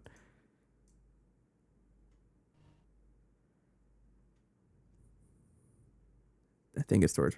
Either way, I'm just gonna use an export bus is what I'm thinking, and then have it redstone card.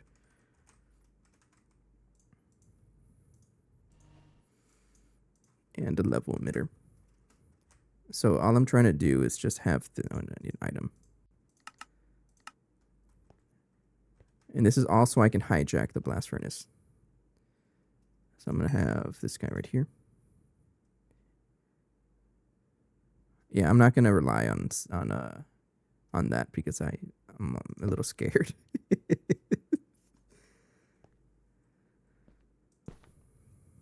So this guy is going to, this is circuit 11, right? Yeah, this guy is going to have the Nequadria that we need. No, the Nequadria dust. The heck is that? Oh, I didn't know you can do that. But have a redstone card where it is active with signal. And then we have a level emitter right here. Right there. So I will tell this, okay, stop producing when we have enough Nequadria, because I don't want to mass produce this stuff. I will keep it to like 1024. And then we emit limit levels when equal, above or equal, no, below limit. So we turn this on while it's trying to do that.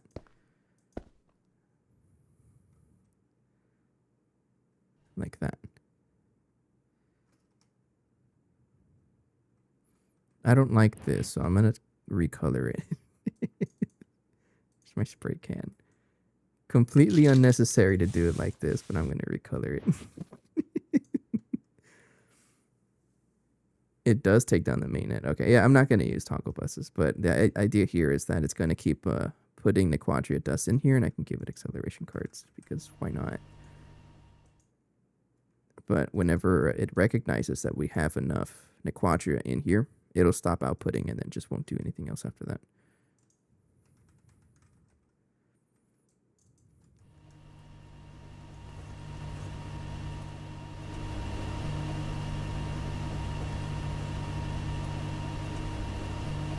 There we go. So it should detect pretty soon that we have enough Nequadria. We might need to upgrade the vacuum freezer pretty soon though, but I'm going to hold off on that until I get better power, honestly. 12 million of that, I saw that.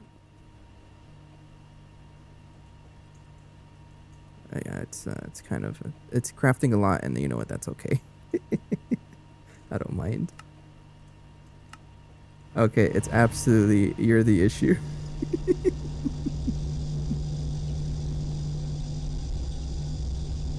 I'm okay with it. I'm okay with that. Even though if it takes a little bit, we're going to have a lot of it just hanging out. But we want to make sure that we have enough Nequadria 1024 when it's below limit, and I'll just leave it like that, honestly. And then this should stop. I just want to see it stop. There we go. It stopped, and we should stop seeing this output. I'm going to reduce this because I don't think we actually need that much speed. But this is going to give us Nequadria, and I think if I ever need an ingot for like a random thing, like rods, then this is what I'm going to do. Just to hijack this one so I don't have to build any more blast furnaces anywhere. Because that mega is pretty good compared to basically anything else we got. Turn off the streamer switch for a little bit. Okay, so that means we have Nequadria rods. Are you processing Nequadria straight to ingots? Is there a better way?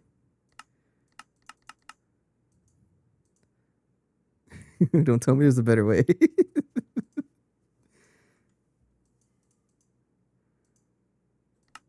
Now you got me interested here. I'm trying to look for it.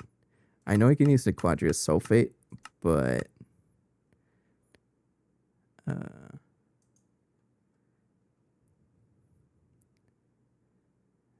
this is probably way faster. But we already like extracting this into this, and it's the same ratio also, so I don't really think it matters. No, it's a good. These are good questions because they make me think about it. You can also do it to dust.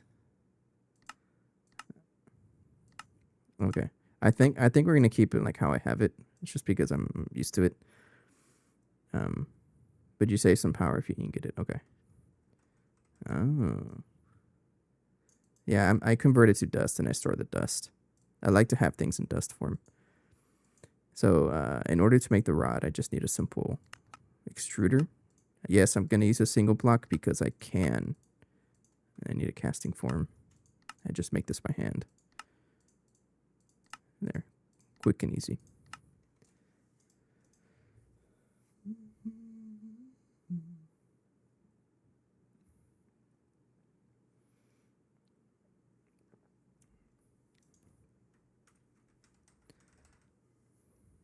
Okay, just like that, we have a 5,000 quadri. What do you mean don't do it? It's okay. It's okay. It's not that deep. I don't even know where to put this guy. Probably back here. Let's put it back here. Yeah. Extruder will go right here. I gotta actually craft first. Let's get some qubits.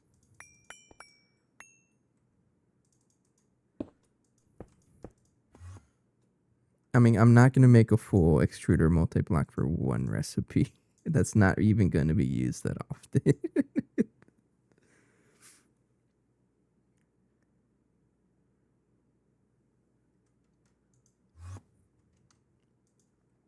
We also need a lever here.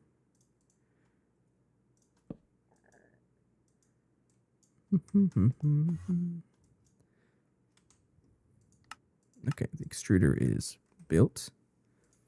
Well, now I have to craft it just to get someone mad. This guy needs a cable.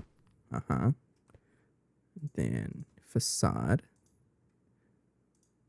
Then export bus. All right, thanks. Have a good night. Take care.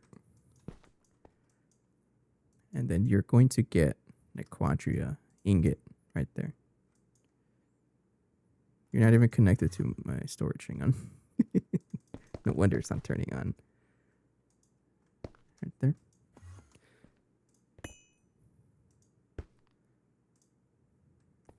And then a storage bus.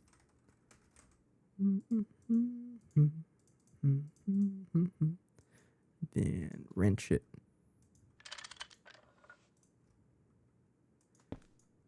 Then the quadro rod extract only.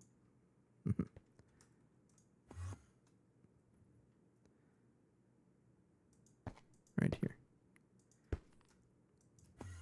We need an interface terminal for stocking buses. That would be so cool, right? To give an interface terminal for everything. All right, and then you need a transformer. I think this one is fine, and then the UV cables.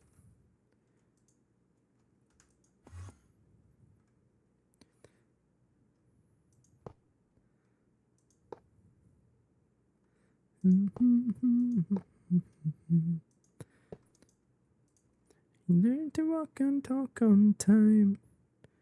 Never cared much to be held. And steadily he would decline to the solitary shell. Yeah, my quicklime kept getting deleted by Naquadah. And it got so bad that I just made I made its own line for it now. I have a lot. But I think I'm making it using calcium and oxygen. Maybe that's why you ran out of oxygen. Okay, I was worried about calcium, but we have 5 million, so I'm okay with it. All right. There we go. So now we have the quadrua rods.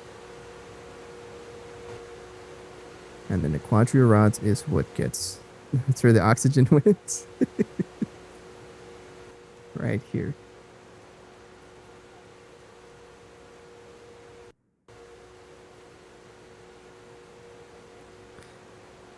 Hang on. I would like a stack of you. Thank you. Can you only fit a stack? Oh, so I don't actually need the regulator then. Okay.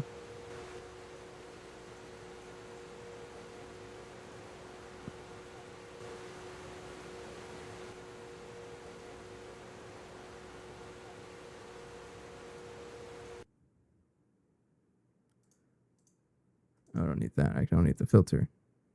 Put this here. Right there. So the question is it one potential concern I have is if we're actually able to keep up the Nequadria. So this is something that I could probably check in the morning or something. Make sure that we actually have, like, we're building this up. Because the last thing I want is to actually just run out of this. That's not good. There is no quicklime source. Nope. I just make it.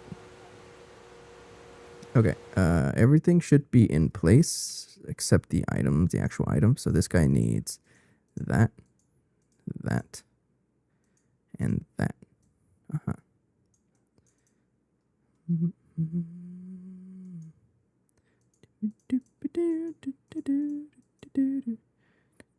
That one and that one. What do you mean? Oh, it just didn't load. Okay.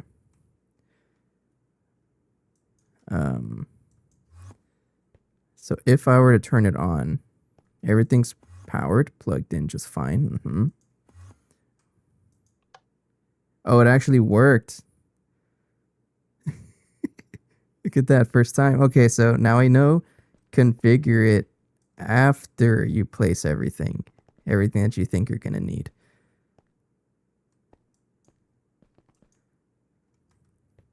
Oh boy, raw biocatalyst medium. Hell yeah. I'm going to take off the crafting for it though. First try. I know, I'm learning.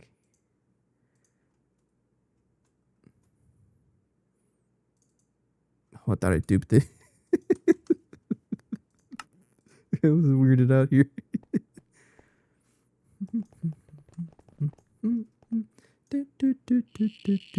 I'm gonna, leave that there for now.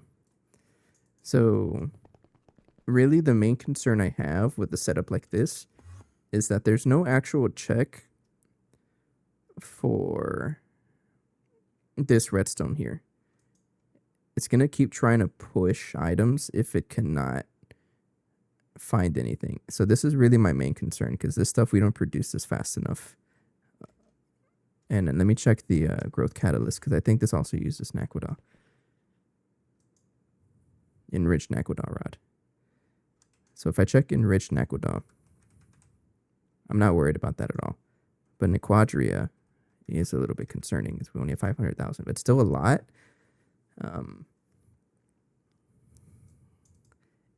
If you really think about it, each rod lasts 7 seconds, right? So if I do 542,000 times 2, which is 1 million rods worth, times 7 seconds is 7.5 million seconds. Divide by 30 or 60 for minutes. Divide by 60 again for hours. 2,107 hours. Divide by 24 for days. This thing will last for like 3 months. I'm okay. Never mind. We can round down to 2 months. So we have 2 months of time to deal with Nequadria. I think by then we'll have a better solution. Okay, so this looks like it's going to be okay. But we now have raw biocatalyst medium producing like how much faster? We were doing this recipe over here. I think we were even giving it LUV power. Let me double check. Let's do the math, how much faster we're producing it. ZPM. So we were producing raw biocatalyst using this recipe. 2002 every 90 seconds because we had ZPM power. So multiply by 2, so 4,004. Yeah, 4,000 every 180 seconds. And now we're doing every 180 seconds is 40,000. So we 10x our bacterial or catalyst medium input. But that is also assuming we can even supply the demand of T-SETI seaweed extract and all the biocells, which I'm not very confident we can do.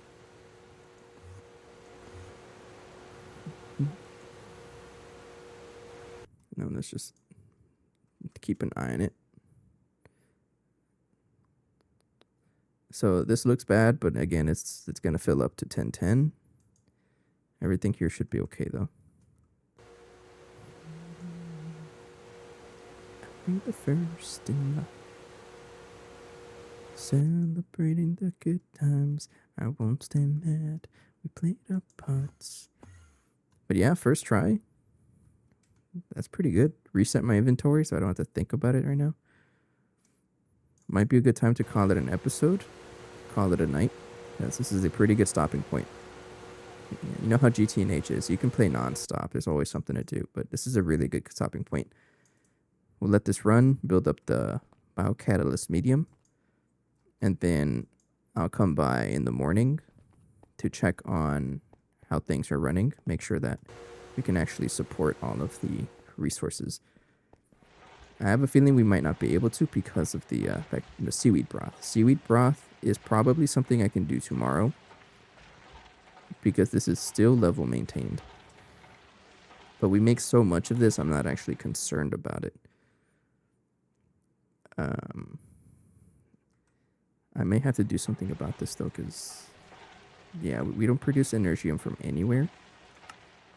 Do we have? I know we have ruby, and we have hello redstone. Yeah, I think I'll do seaweed broth tomorrow, so I can really produce it and have it full passive as well, just to have it.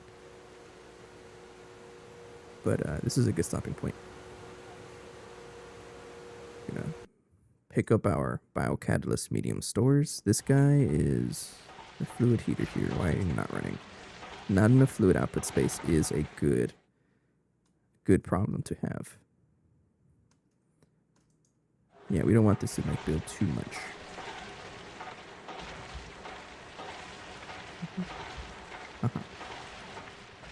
And then you are doing that. Stem cells is over here. Not enough item output space is a good problem to have. How much stem cells did I make? 32,000. That's pretty good. Growth catalyst medium 2 million, and we're producing that over here, which we have plenty of that, which is also stuck. Okay, I think we're doing pretty good. Everything here is clogged up. This is also clogged up, right? Yeah. I might have to do something about mysterious crystal, but I'm gonna leave this. I'm gonna craft some things overnight. Let's craft the.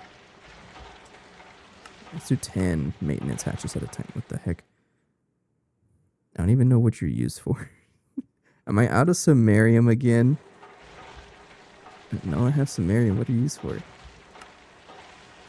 Hang on.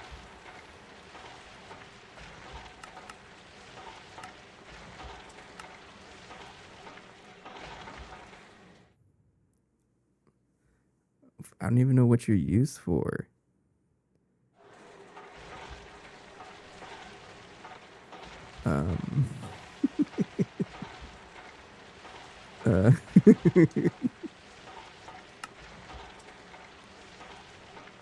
What do you, I don't get it. Hang on, figure this out. Okay, if I try to craft 10 of you, why?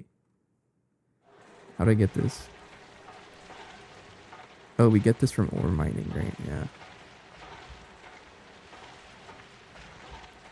But that's interesting. I don't know why I would get this. Oh, I think it's somewhere in the bastnasite line.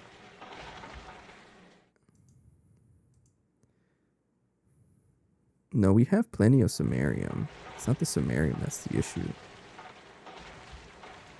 Holmium. I think we're out of holmium. That's what it is. Yeah, that's what it is. Okay. So I need a better way of getting holmium. And space mining when? Is this reasonable to get at any point, like any reasonable amount of time?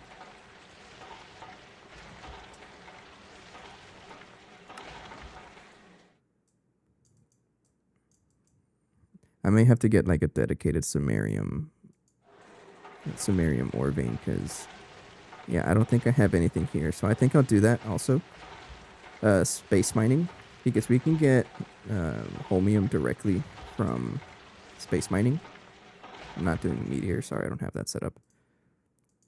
Or we stick to, I can get it now, right? Oh, but how bad is this? Oh no. Void Miner 3, I do not even have this one. No, we're not ready for this. We're away from it. So I think what I need to do is set up a samarium ore miner. So we'll set up a void miner.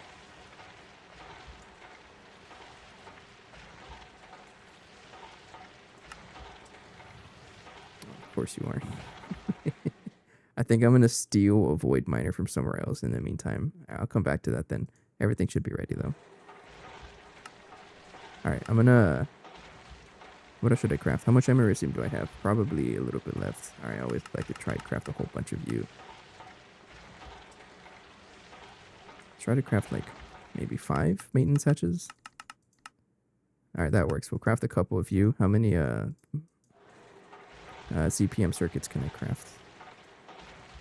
200 of you. Hell yeah, go for it. Alright, I think that's everything. Neutronium.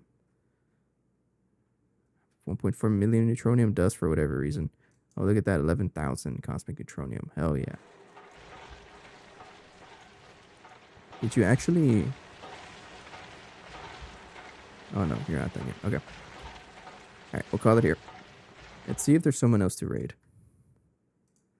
And then I'll come back tomorrow and check on how things are going. And if there's any like bottlenecks, we can address them tomorrow as well. Space mining would be pretty cool, but we're not quite ready for that yet.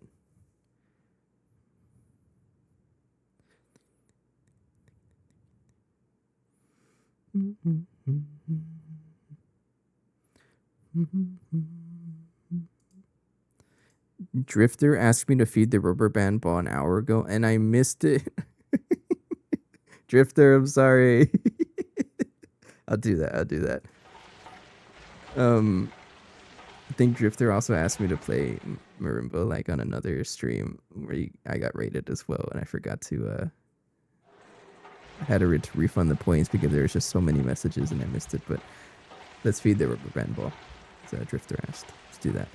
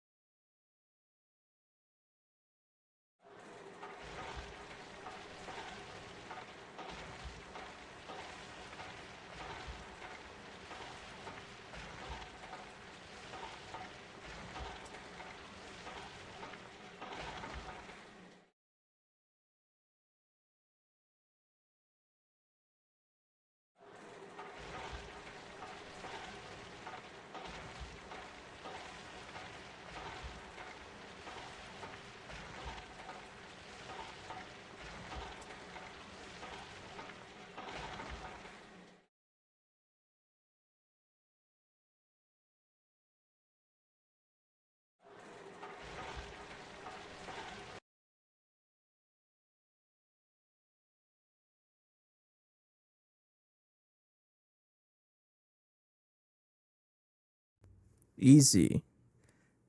Okay. Sorry about that, Drifter. I missed it. All right, let's find someone to raid. Search by tag GTNH.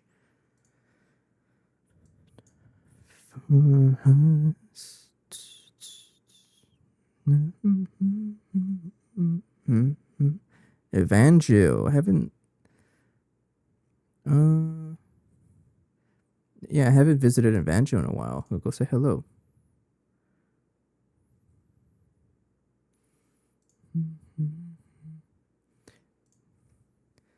Okay, pretty good session. We got really good work done. We got the bacterial vat going for raw biocatalyst medium, which was like a major objective for us. And I'm very excited to move on to the pack. Next up, we want to start working on getting the mothership going. I want to see how expensive that is and what I can do to make that faster. But sometime tomorrow off camera, I'm going to be checking if we have any bottlenecks, and then I'll address them tomorrow as well. Anyways, I'll be streaming again tomorrow. Same time, 8 o'clock US Central PM. For now, have a good night. Take care. Thank you. Bye-bye.